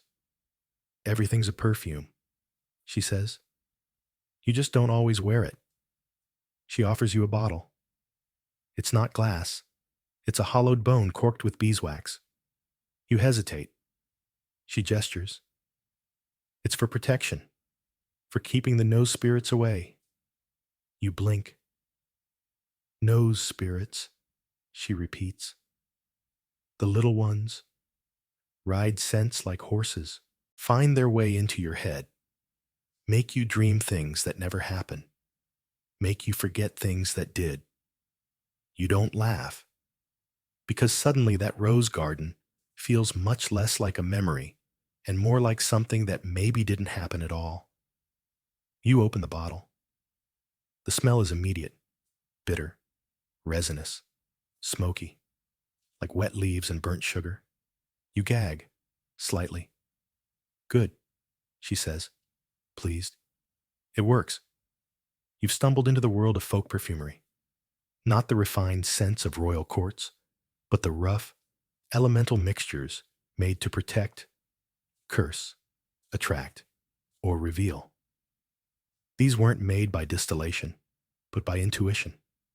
Herbs burned, oils steeped, and animal fat infused with whatever power the maker believed it could carry. And among the strangest of these traditions, the witch bottle. You find one on her shelf. It's a clay jug, sealed with wax and stuffed with hair, nails, rosemary, maybe a pin or two. She says it's buried under the threshold of a young woman's house to keep him faithful. The smell leaking from the cork is faint but acrid. You swear it makes your eyes sting. Historians still debate whether these bottles were intended as magical traps or psychological deterrents. Some believe the scent played a role, strong enough to remind the target that something unseen was watching them. And others claim the bottles were designed to carry spirits through the nose, into the blood, into the dreams. You ask about dreaming. She nods slowly and pulls out another vial. This one's for seeing through someone else's eyes. It smells of apple peel, wet moss, and something faintly floral. You can't quite place it. She says it's best used at night, under a full moon, when your body's soft and your mind's more sponge than bone. You pocket the thought, if not the vial. Then there's flying balm, which she mentions with a wink. Not for flying, she says, but it gets you places. She won't list the ingredients, but you spot crushed poppy, maybe mandrake, and definitely some kind of oily root that makes your tongue tingle just from smell alone. It might sound funny now, but there were documented accounts of villagers accusing one another of bewitchment via scented items, charms hidden in chimneys, oils dabbed on door frames. Entire trials turned on whether a certain perfume made the baby cry or whether the neighbor's herbs smelled like sickness. You spot a string of dried oranges over her hearth. Each one is studded with cloves. A common charm, yes, but she says hers are marked. When asked what that means, she just taps her nose and says, they'll know. The idea of olfactory magic isn't as strange as it sounds. Modern studies have shown that scent bypasses logic, goes straight to memory, emotion, instinct. It's primal, deep, and that's exactly the realm these wise folk worked in. Not reason, not science, just feeling. And if that feeling said, this charm smells like danger, you believed it. You thank her, unsure what etiquette applies to a nose spirit consultation. She waves you off and gives you a pouch. Inside are dry leaves, a clove, and something that might be a beetle. For your dreams, she says. If they get noisy, you step outside and the air feels cleaner. Somehow. Lighter. The cat is still there. It blinks once, then pads away. You walk back toward town, your head spinning with scents that weren't designed for pleasure, but for power, for warning, for manipulation. And behind you, in that crooked little cottage, a curl of smoke rises once again. You wake up the next morning to the sound of a lute being tuned badly and the unmistakable scent of pork being roasted somewhere far too early for your liking. The pouch the wise woman gave you is still in your pocket.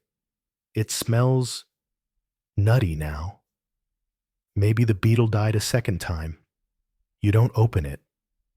Instead, you wander back toward the main square, where tents are being raised and banners unfurled.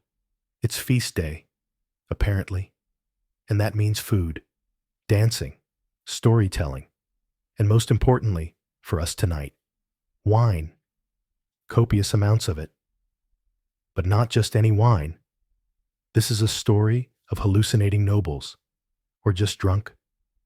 The square is packed with finely dressed revelers, their sleeves too wide and their opinions too loud. A juggler balances on a barrel.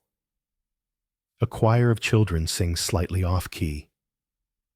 And in the center of it all is a long banquet table groaning under the weight of roasted meats, crusty bread, fruits, and goblets, gleaming, decorative goblets, already being filled. You find yourself seated beside a young baron who smells like cardamom and overconfidence. He offers you a drink from a chalice etched with dancing stags. The wine is dark red, spiced, and steaming slightly. You take a cautious sip. It's sweet, then hot, then weird. Something in it tingles the back of your throat. You blink a few times. The tablecloth starts to look like it's moving. You've just been introduced to one of the great medieval mysteries, perfumed wine. Historians have documented dozens of recipes for wines spiced and perfumed, with everything from anise to rosewater to powdered ambergris. And while some were harmless, just attempts to mask the sourness of poorly aged vintages, others bordered on pharmaceutical experiments. The Baron slaps your back and announces that this particular blend contains musk from the east and a whisper of basilisk tongue. You hope that last part is a joke? Probably not. You ask what's in it. Only what pleases the senses, he says, which is an evasive way of saying you're on your own. Here's the thing. Perfumed wines were both fashionable and medicinal. Doctors, such as they were, often recommended spiced drinks to balance the humors. Rose-laced wine for melancholy, clove and pepper for sluggish digestion, and myrrh-infused blends too. And I quote, clear the vision of excess fluids. But in the hands of the upper class, these turned into something else entirely. Table theatrics, a show of wealth and access, and, occasionally, a convenient excuse. Imagine this. A noblewoman stumbles mid-conversation, stares too long at a candelabra, then begins reciting poetry in Greek. Was it divine inspiration? Early onset madness? Or did she just have 2 goblets of heavily perfumed mead with a touch too much wormwood? Wormwood, by the way, is not subtle. Even in small amounts, it can affect mood and perception. Too much, and you're chasing ghosts through the hedgerows. Historians still argue whether it was wormwood in those spiced wines that led to accounts of noblemen seeing angels in the rafters or fencing with invisible opponents. You glance around the table. One guest is arguing with his napkin. Another is laughing a little too hard at the bread. It might sound funny now, but the connection between perfumed consumables and altered states played a huge role in how people viewed visions. It wasn't always incense or divine dreams. Sometimes it was just dinner. And while the church frowned on intoxication, they made exceptions for holy purposes. There are records of certain abbots approving wine fortified with mandrake root or infused with sacred herbs, meant to inspire spiritual reflection, or sleep, or possibly conversations with your long-dead uncle, who shows up smelling like basil. Back at the table, someone pours you another drink, this one lighter in color, with floating rose petals. The Baron insists it was prepared by his personal perfumer. He adds just a pinch of saffron, he says, makes your dreams warmer. You take a sip. It tastes like honey and smoke. Suddenly, everything feels warmer. You lean back. The sun seems to glow brighter. The voices around you blend into a gentle hum. The air smells of rosemary, roasted apples, and wine-soaked velvet. You swear the juggler is levitating, but maybe it's just the wine. Either way, no one here seems concerned. A nobleman next to you is whispering to his necklace. Two ladies are holding hands and staring into the sky, completely motionless. Someone in a fur hat is crying into a pear, and through it all, the perfumes rise. From skin, from goblets, from steaming platters. A whole landscape of scent. Not just decoration, but an active participant in this soft madness. It makes sense now why these feasts often ended in stories of visions, prophecies, even divine proclamations. When you blend powerful scents, strong drink, and too much sun, the brain does what it must to cope. It makes something up. You close your eyes and breathe in. You're not drunk, just lifted, supported by fragrance, anchored by spice, floating. It's all harmless, until it isn't. One story you overheard earlier returns to your mind. A duke who became obsessed with a dream he had after drinking wine laced with mint and sandalwood. He claimed the Virgin Mary told him to abandon his family and become a monk. He did. His lands fell into ruin. But his perfume maker, she became very wealthy. You open your eyes. The feast is winding down. The juggler is lying in a wheelbarrow, snoring. The Baron is eating grapes, one at a time, eyes closed. Someone nearby is humming a tune that hasn't been invented yet. You stand slowly. The ground doesn't sway, but your thoughts do.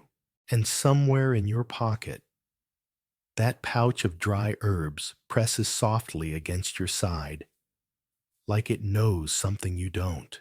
Later that evening, long after the roast pigs have been picked clean, and the last half-drunk noble has been rolled gently out of the wine fountain, you find yourself somewhere entirely different, quieter, softer. You're inside a chamber lit by nothing but a few beeswax candles and the glowing embers of a fading hearth.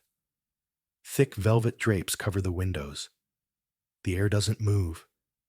The scent is gentle this time, not sharp or overwhelming, but deep and heavy, like dried fruit and dusted linen. And nestled on the bed, among embroidered pillows and tassels that never seem to end, lies a small velvet pouch. The servant who showed you in only smiled and said, "For dreams. My lady won't sleep without it." You're now in the curious world of dream potions in velvet pouches. And whether these sleepy time sachets were calming bedtime rituals or sneaky little spirit traps, Well, depends on who you ask.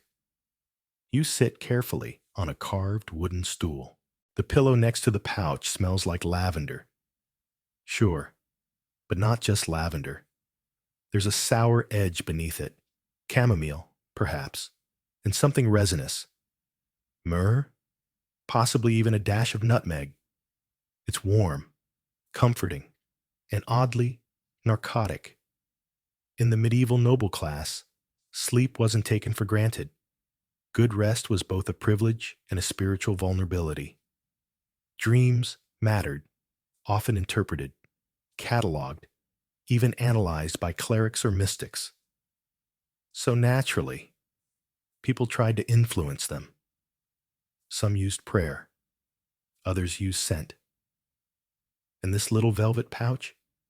It's a quiet kind of alchemy. One that doesn't require fire or silver, only patience, and the belief that the right mix of aromas can steer your mind toward safer harbors. These dream sachets, sometimes called sleeping talismans, were common in the bedrooms of the wealthy, filled with dried herbs and oils, stitched into ornate cloth and blessed, or not, depending on your inclination. They were hidden under pillows, sewn into mattress seams, or kept close to the chest. Historians have found recipes for sleep pillows containing rose petals, hops, thyme, valerian root, and, occasionally, ingredients best left out of any bedtime routine, like mandrake or belladonna. These were believed to protect against nightmares, summon prophetic visions, or soothe the soul of a restless child. Of course, in high doses, some of these herbs didn't soothe so much as sedate.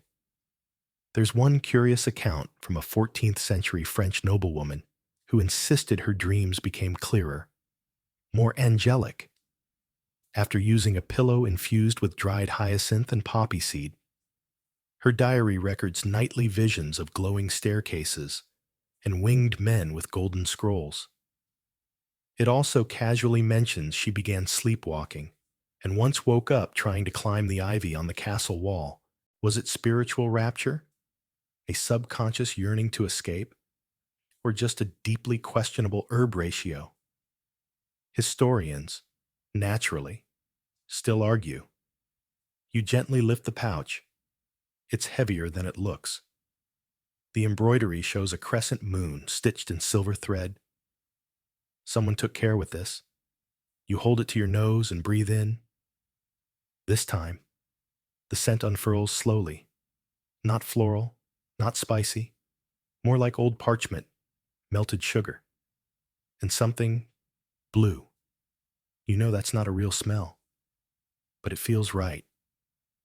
You sit back and feel your eyelids tug, just slightly. There's a reason these dream blends were sometimes banned by stricter religious orders. Scent, they said, should not be used to alter the visions of the faithful. In monasteries, incense was strictly measured. Lavender was grown for laundry, not lullabies. And scented oils for sleep, a dangerous indulgence. But in private chambers, behind heavy curtains, noble families experimented freely. There's a story from Prague of a boy prince whose mother swore by a nightly ritual. She'd kiss his forehead, whisper a blessing, and place a sachet of mugwort and honeyed fig under his pillow.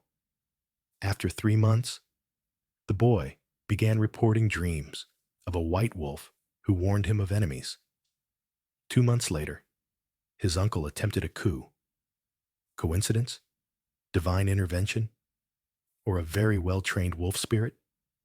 Again, the scholars can't agree. You replace the pouch and lie back for a moment, just to see what it feels like. The candle flickers. The fabric under your head smells clean. Yes, but not like modern detergent. It smells of care, of sleep prepared like a ceremony. And as your breathing slows, you feel it. The light weight of scent shifting your thoughts. like a boat gently nudged away from shore, not pulled, just guided. It might sound funny now, but medieval society, so full of chaos, disease, and sharp objects, took sleep seriously. It was one of the few times your soul could escape, see things, return with messages. Of course, people wanted to control that. Of course, they tried to perfume the boundary between worlds. You sit up, blinking. You weren't asleep. Not really. But you also don't remember moving. You leave the room quietly. Behind you, the velvet pouch waits, still warm, still scented, still watching your dreams. The wind outside has shifted. Gone is the perfumed air of noble chambers and velvet dreams. Now it carries something colder, damp stone, candle wax, and just the faintest trace of mildew. You follow it, down a narrow lane lined with creeping ivy and ancient silence, to a large building surrounded by thick walls. There are no guards at the door, no banners fluttering from the turrets, only a single wooden sign carved with a cross and a book. You're at the edge of a monastery, and inside, you'll find the strangely intoxicating world of monks, mold, and mystic fog. The moment you step through the arched door, it hits you. Not the thunderclap scent of incense from the churches earlier, but something subtler.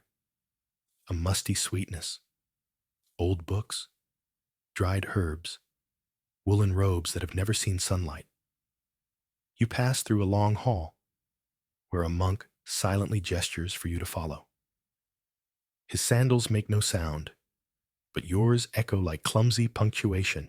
He leads you into the scriptorium, a room where other monks are hunched over parchment, copying texts under flickering candlelight. And that's when it begins. You start to notice something off. The candle smoke doesn't rise. It hangs, suspended, heavy with the scent of wax, ink, and resin. You breathe in and your head swims, not unpleasantly, but weirdly. You sit beside one of the monks. He dips his quill, scratches a letter, then dips again. The ink smells strange, earthy, almost sweet. You realize it's been scented with myrrh, a common practice in some monasteries, meant to preserve the parchment and, some said, the soul. The monk leans over and mutters something about St. Bernard appearing in a dream last night. He wore gloves of cinnamon, he says, and his breath smelled of boiling pears. You nod slowly. Sure. Why not? Here's the thing. Medieval monasteries were sanctuaries, but also strange, scent-soaked pressure chambers. The architecture was designed to keep the world out. Thick walls, tiny windows, dense tapestries. That made them quiet, sacred, but also poorly ventilated. Over time, with enough candles, incense, and herbal smoke, the air grew heavy. And in the stillness, things happened. Monks had visions. Some swore they saw Mary in the rafters. Others heard singing from the crypt, even when the doors were locked. One monk, whose diary you once glimpsed in a traveling exhibit, insisted that every time the bell rang for matins, his pillow whispered, "The Book of Job." Historians still argue whether this was true religious ecstasy, sleep deprivation, mold exposure, or a bit too much fennel in the evening gruel. Let's talk about mold, shall we? Old monasteries were often damp, and that means spores, specifically ergot, a fungus that grows on rye and can cause hallucinations when consumed. If the monastery baked its own bread, and most did, and stored its grain poorly, which most did, it's entirely possible that a monk might ingest just enough ergot to make the stone Jesus statue in the chapel smile a little too kindly. Not to mention that many monastic herbal remedies used henbane, belladonna, and nightshade, all in small doses, all lovingly stored in clay jars next to the rosemary and dried apricots. One sneeze in the wrong direction, and who knows what ends up in your evening tea. You're beginning to understand why certain monasteries developed reputations for divine insight, and why others quietly stopped copying certain texts. It might sound funny now, but these sensory experiences were taken seriously. If a monk saw a glowing lamb in the hallway, he wrote it down. If 5 others saw the same thing, that became a relic site. Pilgrims came. Donations flowed. The monastery thrived. So was it business strategy or divine mystery? Again, still up for debate. You follow your guide through the cloisters. The scent of dried mint wafting from a row of small sacks hung neatly by the wall. For meditation, he says. Also, for headaches. You nod. Your own head is buzzing a little, but not unpleasantly. He stops before a heavy wooden door. This, he says, is the relic room. You're not sure you're allowed inside, but he opens the door anyway. The air is thick. There's no other word for it. You feel it on your skin. Inside, rows of reliquaries glint faintly. Bone fragments, cloth swatches, bits of wood, all locked in tiny gold and silver cages. And surrounding them, bowls of dried flowers, vials of perfumed oil, scented wax tablets meant to preserve the sanctity of the space. You kneel, because it feels like you should, and take a deep breath. Immediately, you feel a rush of warmth behind your eyes, not like the rose garden, not like the banquet wine. This is older, heavier, almost solemn. The monk beside you is murmuring something you don't quite understand. It sounds like Latin, or maybe just prayer, or maybe it's the stone walls breathing again. You stand slowly and step back into the corridor. The light feels brighter out here. You hadn't noticed how dim the relic room was. As you walk back toward the entrance, you catch another scent. Honey, perhaps, and thyme. Someone is preparing the evening poultices. You glance through a doorway and see another monk gently grinding herbs in a mortar. He's humming. The sound is high and soft, like incense turned into melody. You step outside. The air feels thin, brighter, real. But you'll remember the weight of that scented fog for a long time. The dreams it pressed against your mind, the voices that weren't quite voices, and the gentle, suffocating comfort of a world wrapped in prayer and mold.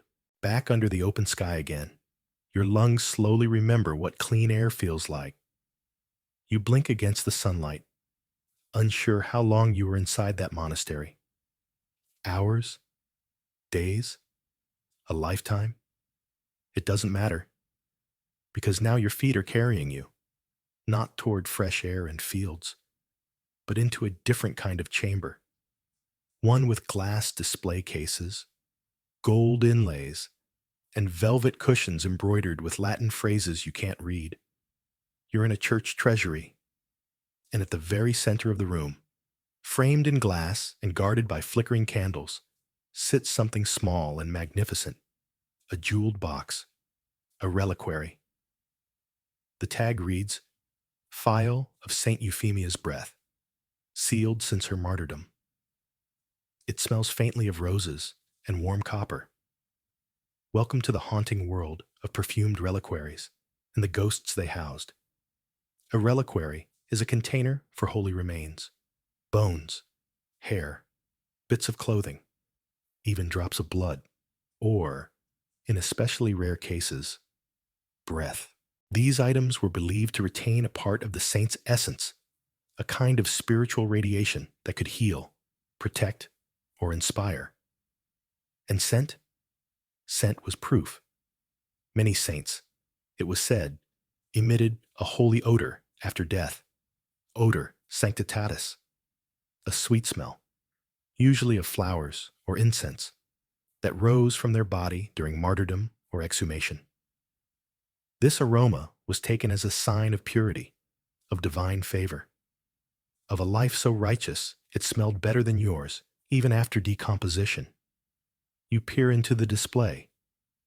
The reliquary is no larger than your fist, made of silver and red enamel, crusted in rubies. A faint mist clings to the inner edges of the glass. You're told this is condensation from the perfumed air trapped within. You doubt that. But when the guide opens a tiny valve on the side and fans it toward you, you catch the scent.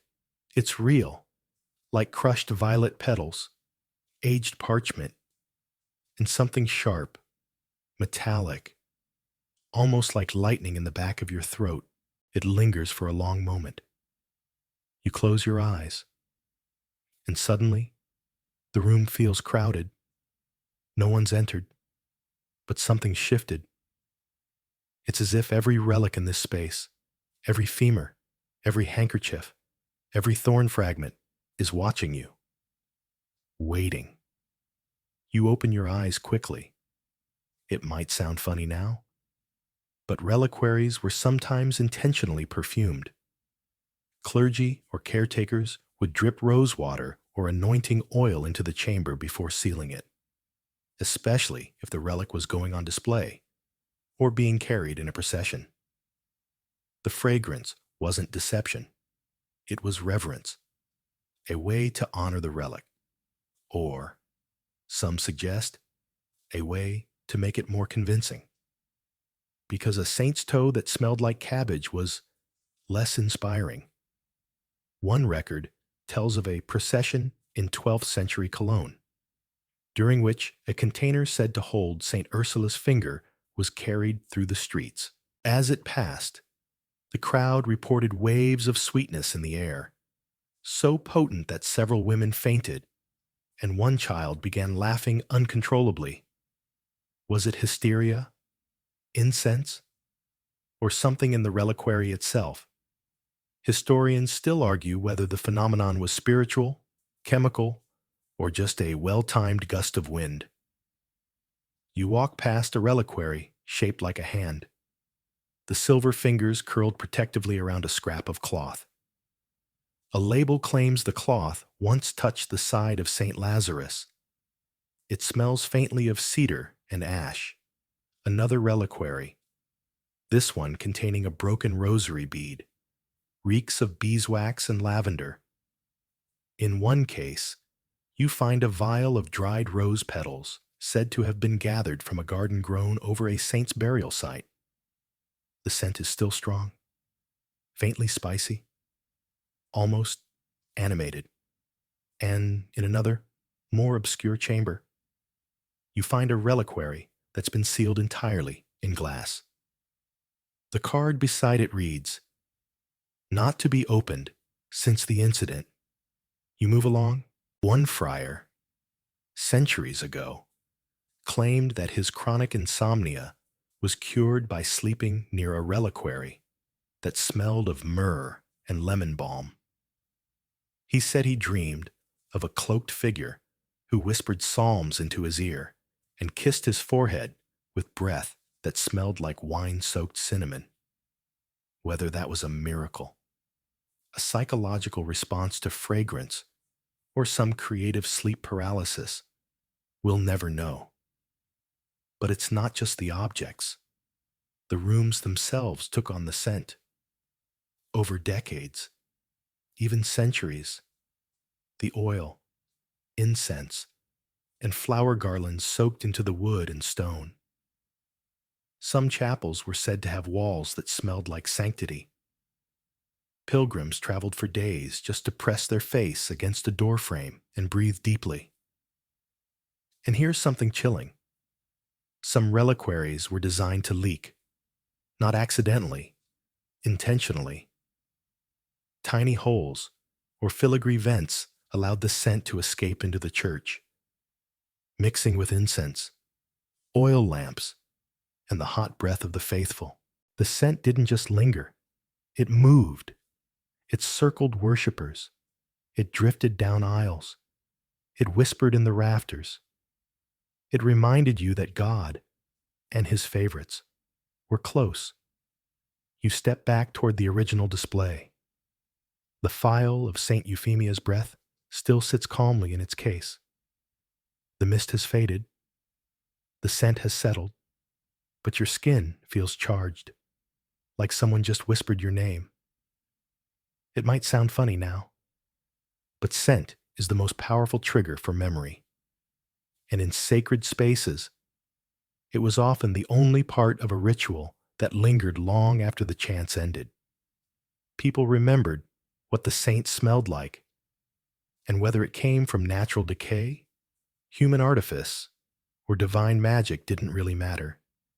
The scent was holy, and that was enough. You leave the treasury in silence. Behind you, locked away in glass and gold, the relics sleep, and if they dream, you're certain those dreams smell like roses. You've had enough of holy artifacts for one lifetime.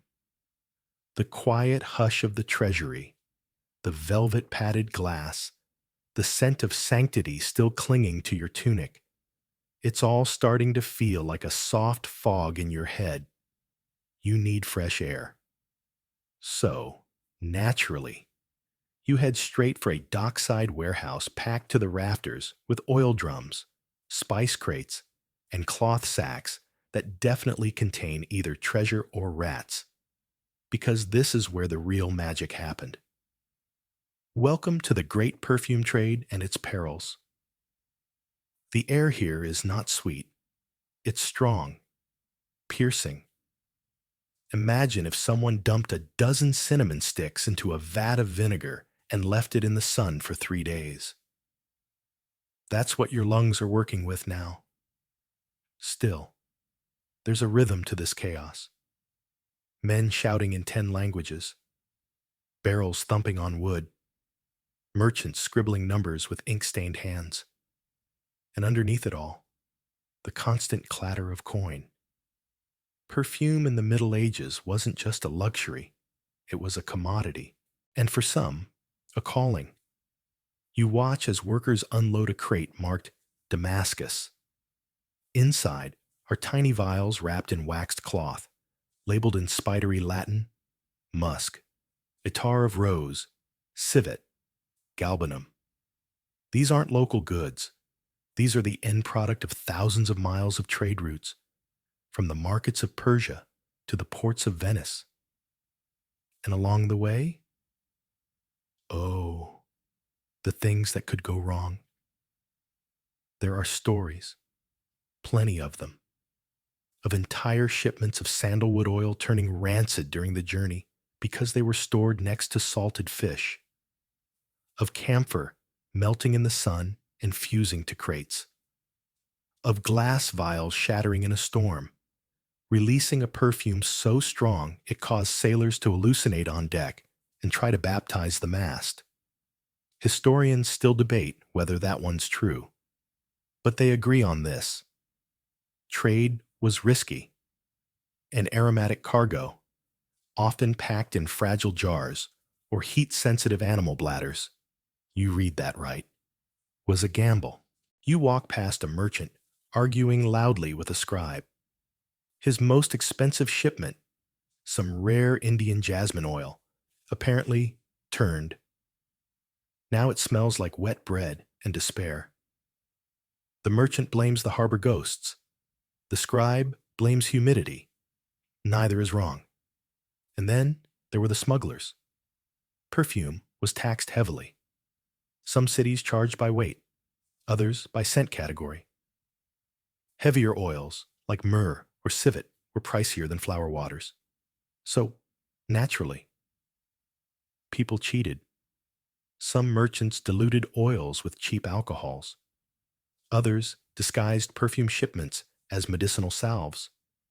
One bold crew hollowed out statues and filled them with attar of rose, only to be found out when the Virgin Mary started leaking during Mass. You peer inside one of the warehouses. Rows of amphorae line the shelves, their seals intact. The air here is drier, but still heavy with oil fumes. A small barrel nearby is marked with the sigil of a Moorish perfumers' guild. Two crescent moons overlapping. A dockhand tells you it's ambergris. The real stuff. You raise an eyebrow. Ambergris, the rare waxy substance formed in the intestines of sperm whales, was, and still is, used as a fixative in perfumes. It smells strange, marine, sweet, a little fecal, a lot magical. And if it's the real thing, this single barrel is worth more than the ship that brought it. You lean in to sniff, just barely. It's like sun-warmed leather and distant thunderstorms. And something else. Memory. Maybe. Or madness. It might sound funny now, but scent was one of the earliest transcontinental obsessions. It connected desert caravans to alpine abbeys. It made strangers into trading partners and turned monks into middlemen. And for the right price, it could turn a poor man into a perfume prince or a corpse, if his mixture was too potent. There's even a record of a Venetian sailor who went mad on a return voyage from Constantinople. The only cargo on board? 8 jars of concentrated civet oil. The crew said he'd started whispering to them at night.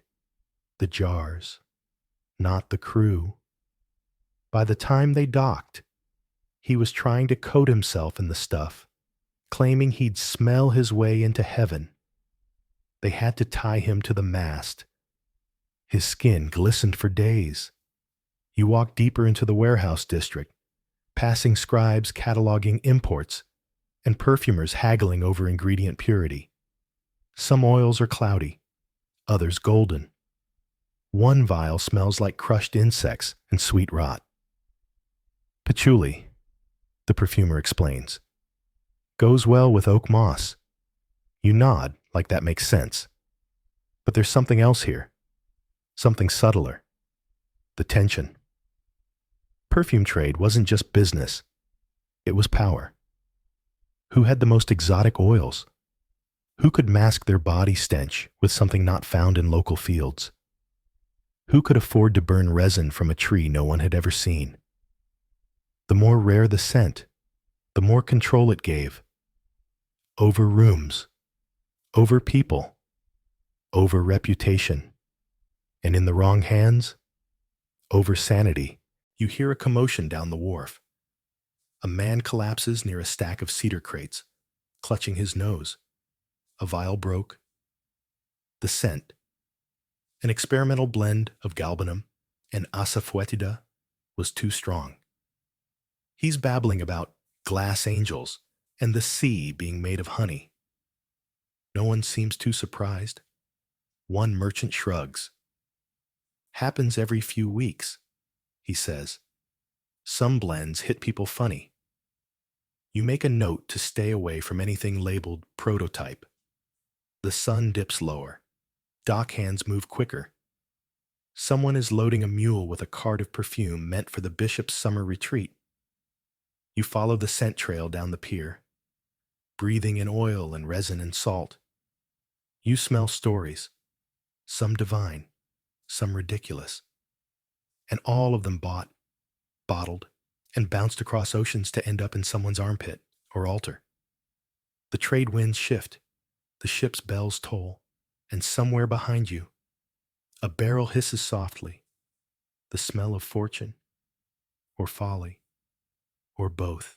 The ocean wind follows you inland, still carrying faint traces of spice and whale guts and someone's very questionable interpretation of jasmine.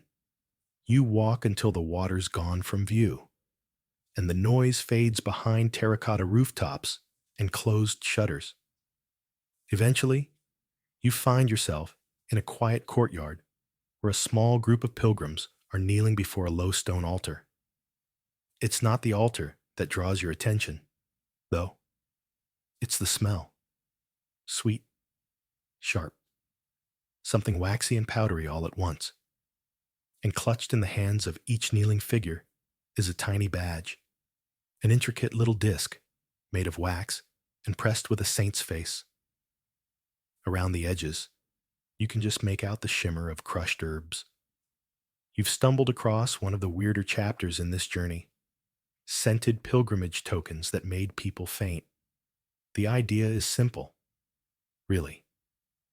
When people traveled to holy sites, places where saints had walked, bled, or allegedly left teeth behind, they wanted souvenirs, proof they'd made it, tokens of grace, something they could show their family and say, "Look, I may not have come back with money, but I did come back spiritually upgraded."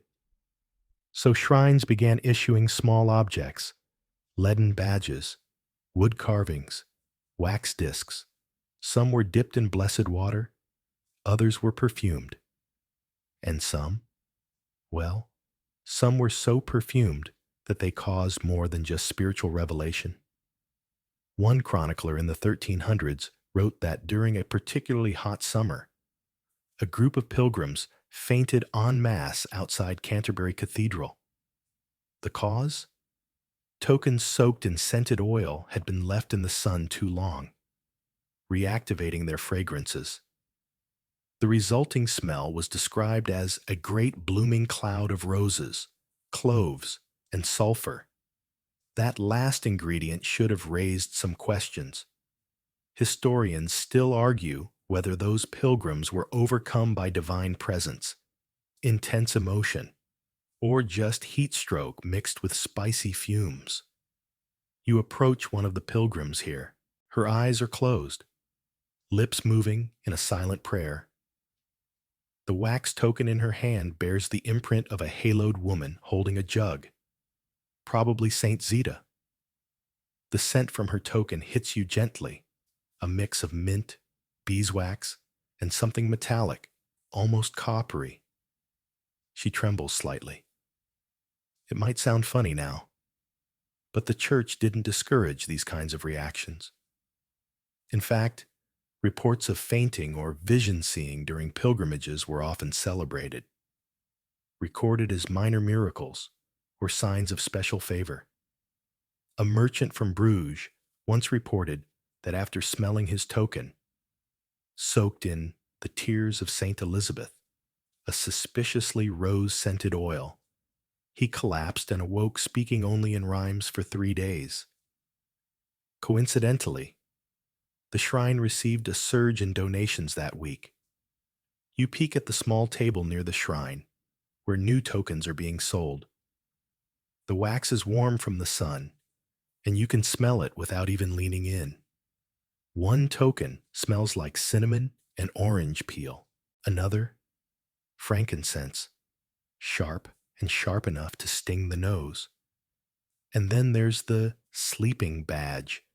You'd heard of these, designed to be worn at night, sewn into a pillow or tied around the wrist. These special tokens were scented with calming oils intended to guide dreams or protect the mind from nightly demons. One recipe includes lavender, anise, rose petals, and a touch of opium poppy oil. Small dose.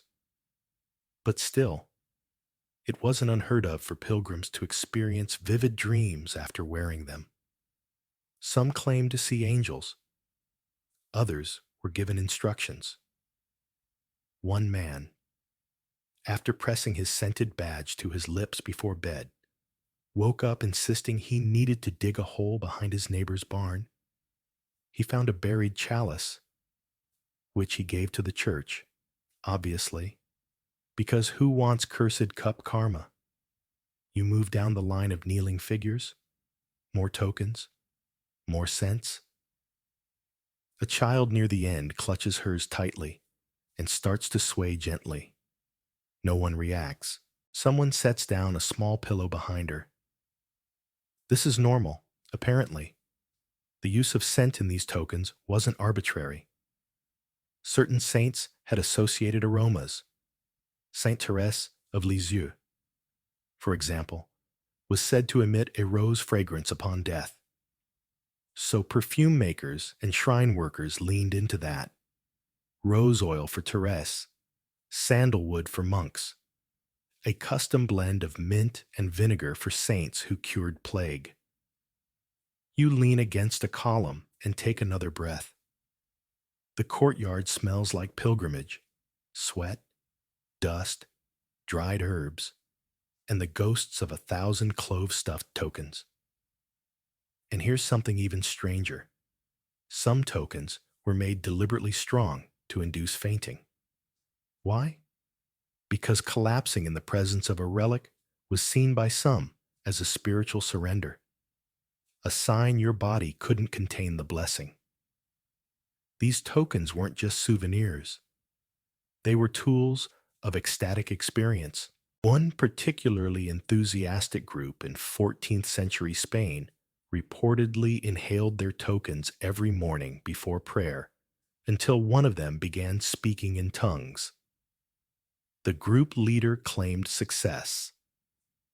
The local bishop quietly sent them a less perfumed batch next time. It might sound ridiculous, but this use of scent to trigger physical reaction wasn't unique to the church. Mystics, healers, and even political agitators used the same principle. A strong smell bypasses thought. It grabs the body, makes it listen. You leave the courtyard slowly, the sweet sting of beeswax and mint still following you. One pilgrim murmurs something as you pass. You can't make out the words, but they sound like a warning, or a blessing, or maybe just sleep talk. She's halfway gone, her badge clutched like a relic. And as you turn the corner, you feel it, that momentary flicker behind your eyes, like something tugged at your breath.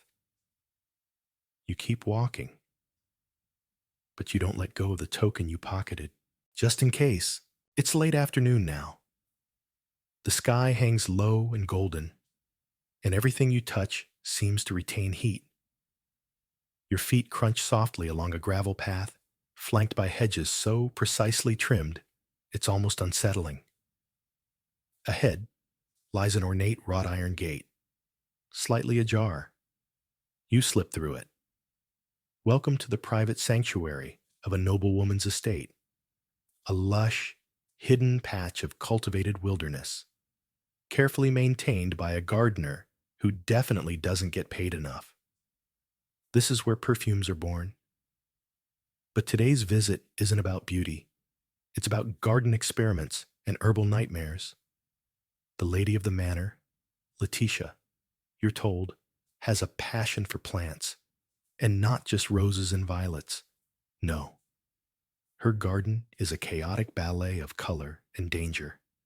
Mandrake, henbane, datura, belladonna, names that whisper trouble, even before you lean in close enough to sniff. She greets you with a warm smile and stained fingers. I test what others won't, she says with pride, leading you through rows of carefully labeled plants. Some scents are forgotten because they're too bold, too smart, too rebellious. You're not entirely sure if she's talking about the herbs or herself. She pauses near a cluster of tall, violet blooms. Henbane, she tells you. Just the right amount, and it lulls the nerves. Too much, and you'll think your reflection is mocking you. She chuckles. You decide not to touch anything without gloves. Letitia is what scholars of a more generous sort might call an experimental perfumer, what others might call a very polite chaos gremlin. Her approach is simple. Combine beauty with a dash of madness, then wait and see what happens. One day, she might distill jasmine with clove to create a relaxing oil. The next, she might blend crushed wormwood with dried orange peel and steep it in alcohol to create something she calls mind mirror. She's not sure what it does yet. Last week, a maid cried for 20 minutes after sniffing it, then claimed to have solved an old family riddle that had plagued her since childhood. You glance at a nearby bottle labeled simply, "Not for church." These aren't your average scented oils. Letitia leads you to a small gazebo in the center of the garden, where glass flasks and copper tools glint in the sun. A gentle steam rises from a still, and the air smells like sweet pepper, cut grass, and something faintly medicinal. She lifts a cloth and reveals several velvet sachets. One emits the aroma of sun-warmed grapes and mint. Another smells exactly like candle smoke and sadness. "This one's for melancholy," she says. "It'll drag it up out of you whether you want it or not." You don't ask for a demonstration. It might sound funny now, but noble gardens were often spaces of unofficial science. Women, excluded from academic laboratories and cloistered monasteries, turned to their estates. And in those private gardens, they tested blends, refined oils, and accidentally created some of the most notorious folk remedies in history. Letitia has a book, leather-bound, slightly warped from age and spilled tinctures. Inside are dozens of formulas. Some are crossed out with notes like "no sleep for 3 days" or "cause birds to scream." Others are marked with little stars: divine, mild, acceptable for Aunt's birthday. You flip to a page that describes something called shadow balm, a mixture of crushed violet root, rue, and stale wine, meant to induce dreamless sleep. She confesses it works, but leaves a strong scent in the room that no one else can smell. "Sometimes," she adds, "the air feels too thick the next day, like it remembers." Letitia also cultivates mandrake, a root so steeped in myth it might as well have its own passport. She keeps hers in a locked box. "Only for love potions," she says, and then pauses, or curses, depending on the day. Mandrake root contains hallucinogenic compounds. In tiny doses, it calms nerves. In slightly larger ones, it might give you visions. In the wrong dose, it's a fast-track conversation with your ancestors. She once made a perfume from distilled mandrake soaked in wine and jasmine petals. The results were mixed. One guest fell asleep mid-conversation and woke up claiming he'd met his future self. Letitia said he became much kinder after that. You ask if she's ever scared of what she's making.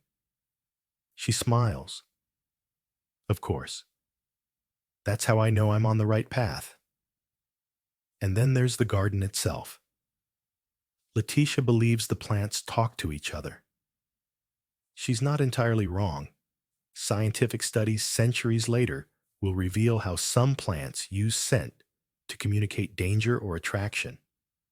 But she says her roses smell stronger after she trims the henbane. "It's like they're competing," she adds with a smirk.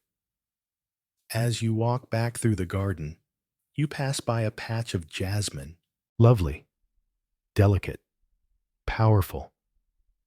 Letitia warns that on hot nights, the scent can become so intense it disturbs sleep. Some believe it causes vivid dreams. Others swear it opens the mind to spiritual visitors. She's not sure, but she won't sleep near it anymore. You leave with a small bottle. She says it's safe-ish. You promise not to open it near candlelight or mirrors. It might sound funny now, But these garden experiments, clumsy, brilliant, sometimes dangerous, laid the foundation for what would become modern perfumery. They were trial and error, curiosity and courage, and sometimes a bit of madness in a bottle. You glance back once more before leaving. The garden is quiet, but the air smells like a story that hasn't decided how it ends. If the noblewoman's garden was a whisper, an experiment in scented subtlety, then what you walk into next is a public bathhouse. And it is absolutely not whispering. It's yelling, with steam, with smell, with people. Welcome to the world of public baths, steamed perfumes, and passing out. The structure looms ahead, a squat building half lost in rising clouds of condensation. You push open a dripping wooden door and step into a room so warm and wet it feels like soup. Immediately, you're hit with a dozen scents at once: eucalyptus, pine resin, sage, human sweat, and something faintly reminiscent of pickled onions. A man in a towel waves you in with a grin. You do your best to act casual. Medieval bathhouses were more than places to scrub yourself clean. Though, to be clear, scrubbing was desperately needed. They were communal hubs, places of healing, gossip, matchmaking, and even business deals. A public bath was where you went to shed the grime of the outside world, and, occasionally, your inhibitions. And scent was a big part of it. You're handed a rough linen towel and led through a series of steamy chambers. In each one, water hisses against hot stones, and patrons lounge on marble benches, their skin slick and shining. Overhead, herbs hang in bundles: lavender, rosemary, chamomile, infusing the air as they slowly dry in the heat. A man near the doorway tosses another ladleful of herb-infused water onto the coals. The steam thickens. So does your pulse. You sit near a small basin where a woman is kneading a paste of olive oil, crushed bay leaf, and salt. She catches your eye. "For clarity," she says, rubbing it on her forearms. You nod. Like that explains anything. And then someone pours something onto the stones that should not be poured onto the stones. The air shifts. Sweet, bitter, spicy, heavy. It clings to your teeth. It sticks in your throat. You cough. And this is not unusual. Medieval bathhouses often used steamed perfumes, herbal concoctions thrown onto hot stones to fill the room with scent and, ideally, therapeutic benefit. The practice was thought to cleanse not just the body, but the soul. Depending on the mix, it could relax muscles, open lungs, soothe the mind, or cause, as you're now learning, immediate dizziness and mild hallucinations. The man next to you is humming tunelessly and blinking rapidly. He seems fine with it. You lean back, letting the steam roll over you, and close your eyes. Here's the thing. Some of the herbs used were potent. Mugwort, a popular steam room favorite, was known for promoting vivid dreams. Rue was believed to purify the spirit and protect against evil. But it also contains compounds that, in too large a dose, can cause headaches and disorientation. Wormwood, fennel, and clove were thrown in liberally. No one measured. Why would they? A 14th century bathhouse recipe from Milan lists ingredients for a mind-clearing steam that includes basil, marjoram, lemon balm, and, somewhat alarmingly, henbane. Just a pinch, they say, enough to loosen the mind. Some patrons came specifically for that effect. A bishop in Prague reportedly visited his favorite bathhouse every Thursday to relax into the saints, after which He always claimed to hear voices that gave him advice. He later credited his best sermons to the lavender angel in the tilework. Historians, predictably, still argue whether he was deeply spiritual or just regularly steaming himself into religious cosplay. You're sweating now, not just from heat. Your skin tingles. Your ears feel soft. That makes no sense. But there it is. Someone pours cold water over your shoulders, and for a moment, you see stars, possibly literal. And then someone passes out, not dramatically. Just a quiet slide sideways onto the tile. Two attendants rush over, lift her legs, fan her with eucalyptus fronds. No panic, just part of the experience. You later learn this happens often. The combination of high heat, strong scent, and dehydration is a powerful cocktail, especially when the herbs are more aggressive than advertised. She'll wake up speaking Latin. One bathgoer jokes. She only knows French. You sip from a cup of cool water offered by an elderly attendant. It smells faintly of rosemary and lemon peel.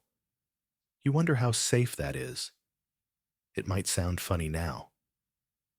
But these baths weren't just for pleasure. They were considered a kind of spiritual renewal.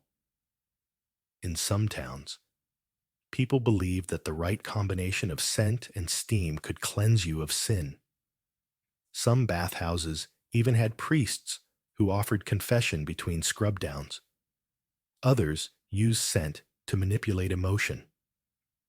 Want to calm an unruly guest? Pour lavender. Want to energize the crowd? Try cinnamon and citrus. Want everyone to leave because it's closing time? Asafoetida. You eventually step outside, towel clutched around you, skin wrinkled, brain foggy. The cool air is shocking. You breathe deeply and feel your thoughts begin to reassemble. You don't remember what herbs were in the last steam blend, but you're fairly certain you recited poetry in your head that hasn't been written yet. A child runs past you with a pouch of herbs tied to her belt. For dreams, she tells you, then disappears into the crowd. You start to wonder how many people walk around with scents that control them more than they realize. Not spells, exactly. Just smoke and suggestion, oil and imagination, steam and surrender. You smell like 5 kinds of mint and maybe 1 kind of regret, and you're definitely going back again tomorrow. You dry off in the cool shade of a cloister garden, skin still tingling from the herb-scented mist of the bathhouse. Your robe clings to you in awkward places, and everything smells vaguely of time and ambition. But there's no time to linger. Someone presses a scroll into your hands. No name, no seal. Just a faded ribbon tied around yellowed parchment. It smells incredible. You crack it open and breathe in. Cinnamon, ink, beeswax, old glue, dust, maybe even a little myrrh if you're being optimistic. Welcome to the mysterious world of perfume manuscripts and burning eyes. It doesn't seem possible that something so dry and quiet as parchment could smell. But here you are, nose buried in a 200-year-old page, and you swear it's stirring something. Not just memories, images. You blink. Was that a flicker in the corner of your eye? A smudge in the margin that moved? You close the scroll. Quickly. Let's back up. In medieval Europe, scent wasn't limited to oil bottles and bathhouses. It found its way into libraries, monasteries, and scriptoria. Those quiet rooms where scribes spent their lives copying texts by hand. Sometimes the scent was accidental. Ink mixed with aromatic additives like clove or cedar to prevent mold. But sometimes it was very, very intentional. especially when the manuscript was meant for someone important. Royal commissions, devotional books, love poems, spell books. These were sometimes perfumed, pages brushed with rosewater, covers anointed with musk, margins daubed with aromatic resins, not just to smell nice, but to create an experience. The scent wasn't decoration. It was part of the message. You head toward the local abbey's library, following the faint aroma of warm parchment and candle soot. Inside, it's quieter than a confession booth at sunrise. Rows of shelves stretch into shadow. Somewhere, a quill scratches. You ask the monk at the desk about perfumed manuscripts. He gives you a look, part suspicion, part curiosity, then pulls out a wooden box. Inside is a small volume wrapped in linen. Only a few pages scented, he says, but they're the dangerous ones. You raise an eyebrow. He shrugs. Some say the scent changes when you read them, that it matches the emotion of the words. You open the book slowly. It's a treatise on herbal healing, with prayers worked into the margins. And yes, there it is again. That faint, powdery scent, not unpleasant, but definitely not natural. He leans in and whispers. One novice stared at page 60 for an hour, then claimed the letters danced. You flip to page 60. The writing is fine, precise. You don't stare. Too long. It might sound funny now, but some early ink recipes included ingredients like balsam, spikenard, even powdered opium, especially in Eastern traditions that migrated westward through trade. These ingredients gave the pages longevity, preserved them against mildew, and occasionally made people dizzy. There's a story from Paris, around 1372, of a love letter written in rose-infused ink. The recipient was said to weep uncontrollably upon reading it. Was it emotional? Yes. Was it also laced with crushed valerian root? Almost definitely. You turn another page. The scent sharpens. One theory suggests that scent was used in magical manuscripts to mark certain spells or activate certain moods. A charm to calm animals might be rubbed with chamomile. A prayer for courage might smell faintly of clove. A summoning ritual? You probably don't want to know what that one smelled like. Some scholars dismiss this entirely. Coincidence, they say. Books absorb scent from their surroundings. But then there's the marginalia. Little scribbles monks left in the corners of pages. Smells sweet today. Or burn my eyes. Or even more ominously, he spoke after reading this. You begin to suspect not all readers were passive. And what happens if the scent changes? Some medieval texts mention living ink, not metaphorical, but ink that evolves over time. Its fragrance shifting with age, intention, or reader. One such book in a Florence convent was sealed after a nun claimed the scent of violets turned to sulfur after she read a chapter on vanity. You hold the manuscript closer. It still smells like cinnamon and glue. For now. The monk shows you another text. This one is darker, literally. The ink almost shines. He tells you it was written using lamp black mixed with clove oil to ease the reader's spirit. The scribe reportedly suffered chronic headaches, whether from the clove or the long hours. No one's sure. And then there's the warning page. Some books were intentionally scented with harsh aromas, styrax, asafoetida, bitumen, to discourage excessive handling. One manuscript in Prague emitted such a bitter stench that readers only consulted it with scarves over their noses. The scent itself was a gatekeeper. You hand the manuscript back. The scent lingers on your fingertips. You ask the monk if people ever hallucinated. He pauses, then nods. We don't keep those books here, he says, but we know who does. You don't press further. Instead, you walk out of the abbey, fingers still tingling, thoughts clouded by memory and fragrance. You're starting to wonder how many mystical experiences were actually brought on by bad ventilation and overambitious scribes armed with too much myrrh. But you also kind of want to read that violet sulfur prayer now. The wind picks up. You smell parchment.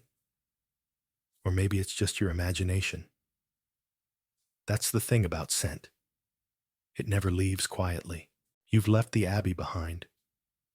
The scent of old ink still dances in your nostrils, but now it's competing with something else. Something lighter, sweeter, impossible to name.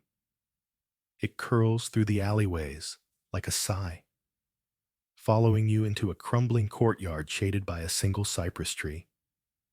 There's a crowd gathered here, hushed and still. At the center, on a makeshift dais of worn stone, stands a woman. She's wrapped in simple linen, no jewelry, no oil-slicked hair or gilded veil, just her, silent, waiting. And then, suddenly, you smell it.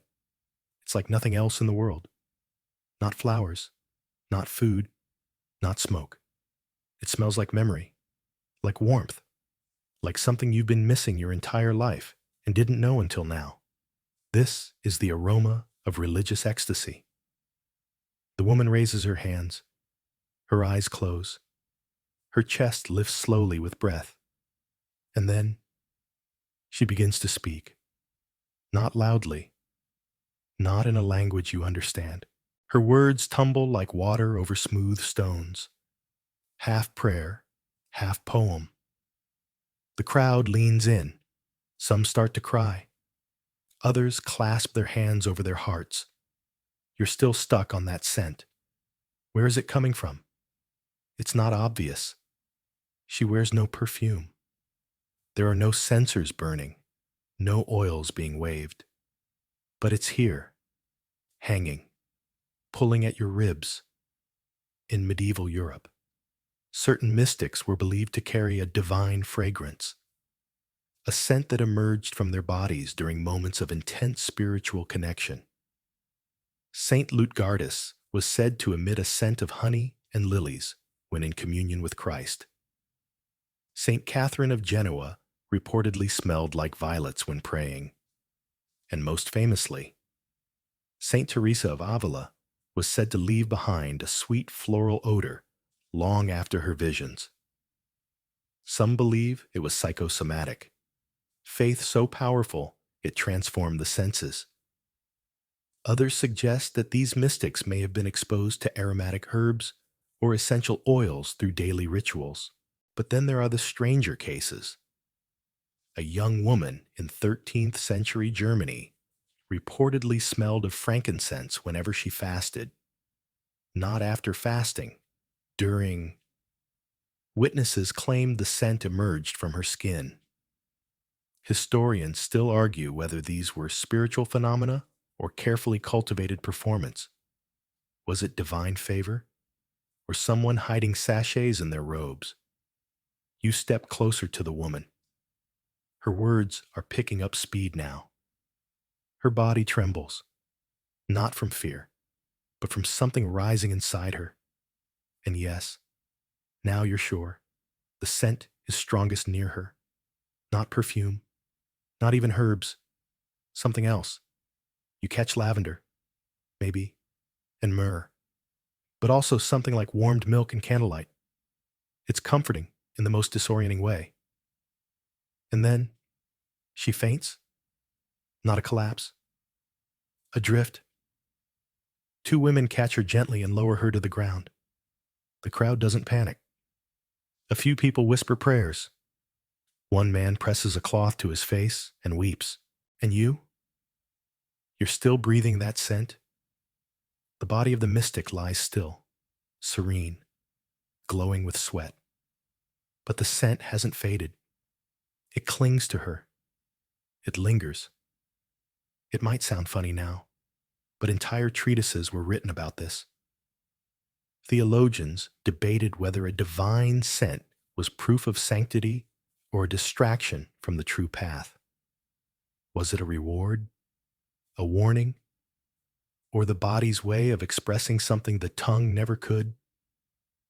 There's even a recorded case where a woman was denied sainthood because her fragrance seemed too carnal.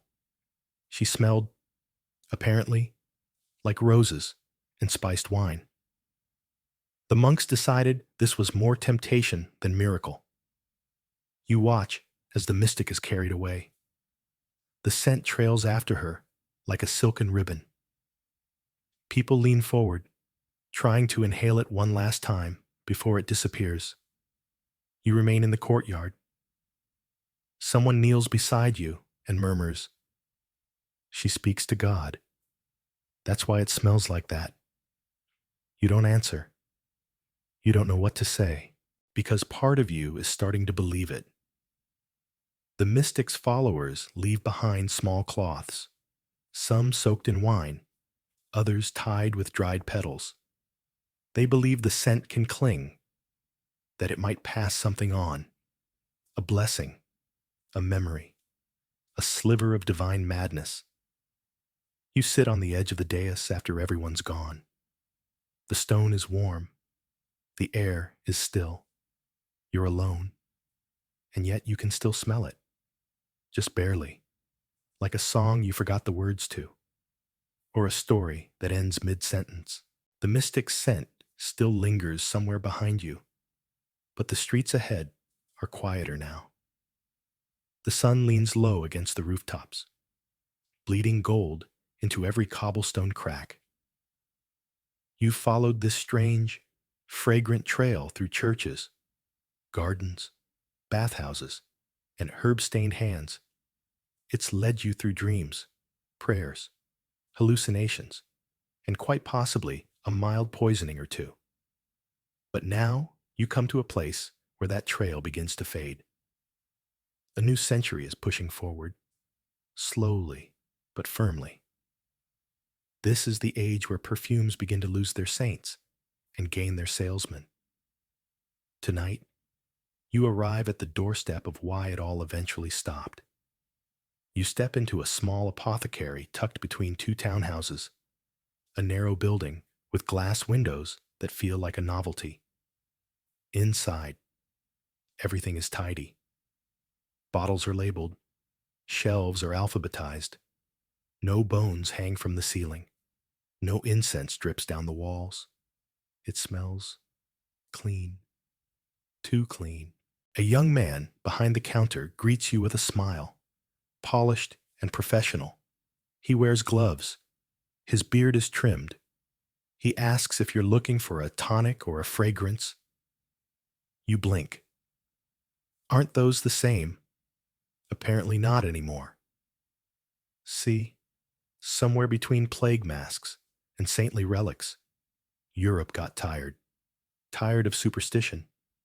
Tired of hallucinations. Tired of fainting in pews and being told it was a blessing. And in the dust of that exhaustion came the Renaissance. With it came science, trade expansion, skepticism, and, crucially, standardization. Distillation improved. Apothecaries published recipes. Guilds formed, and perfume, once a tool of mystics and monarchs, began its long march toward the modern vanity table. The apothecary shows you a book on aromatics and waters, published in Venice. It includes diagrams, ratios, boiling points, no mention of dreams, no instructions for speaking with angels, just careful steps to ensure that your rose water doesn't mold and that your lavender oil isn't secretly henbane. This is what replaces wonder. Reproducibility. You lift a bottle labeled Aqua Reginae, a water blend used by nobility across Italy. It smells nice. Light. No visions. No tingling at the edge of your consciousness. And that, you realize, is the point. As society shifted toward rationalism, perfume's role changed from ritual to refinement, from ecstatic tool to elegant indulgence. People stopped chasing scents that might lead them to heaven or madness, and instead focused on ones that simply made them feel pleasant, desirable, alive. It might sound funny now, but that shift was also about control. When scent became predictable, repeatable, measurable, it no longer threatened to unravel you. It became something you could buy, bottle, brand. The mystics didn't vanish, nor did the witches, or the monks, or the velvet-draped garden witches. But they moved to the margins. Their dream oils were sold quietly, their flying balms rebranded as massage rubs, their fragrant hallucinations filed away under history. You thank the apothecary and step back into the street. The air is cooler now, drier. You can still find strong scents, of course, resin burning in corner shrines, dried herbs sold in markets, but the intensity is gone. The risk, the invitation to lose yourself. Instead, scent is becoming civilized, refined, safe. The candles flicker in shop windows. A woman passes, her skin brushed with something floral and modern. She smiles. She smells normal. You miss the madness. And yet, you feel a strange peace in this clarity. Not every story needs to end in angels and dizziness. Some end in order. But scent remembers. It holds memory better than language, better than ink. Somewhere, a monk's pillow still smells like prophecy. Somewhere, a reliquary still leaks roses. Somewhere, a bottle sealed 500 years ago sits unopened. Not because it's forgotten, but because someone is afraid of what it might do when the air touches it again.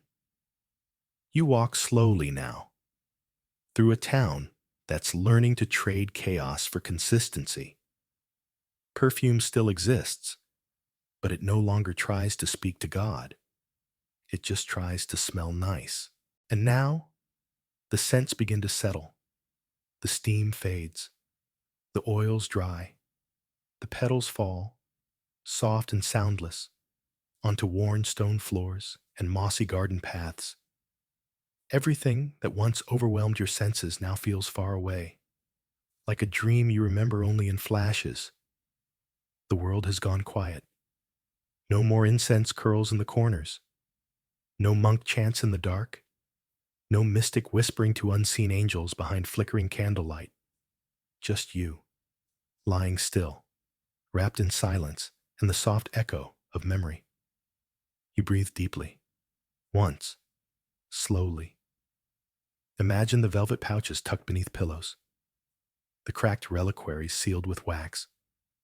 The herb-laced bath steam rising and falling like breath. Each moment now lies still, like a page turned gently and then left to rest. The smells that made people faint, dream, or believe.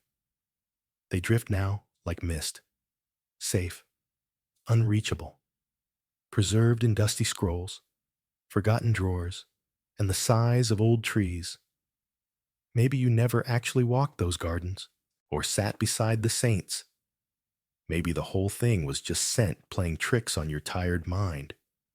Or maybe some part of you is still there, kneeling in a cathedral pew, blinking at a statue that just might have moved. Wherever you are now, you're safe. The lights are low, the perfume is gentle, and the stories, they'll wait for you. Sleep well. Traveler, you've earned the rest.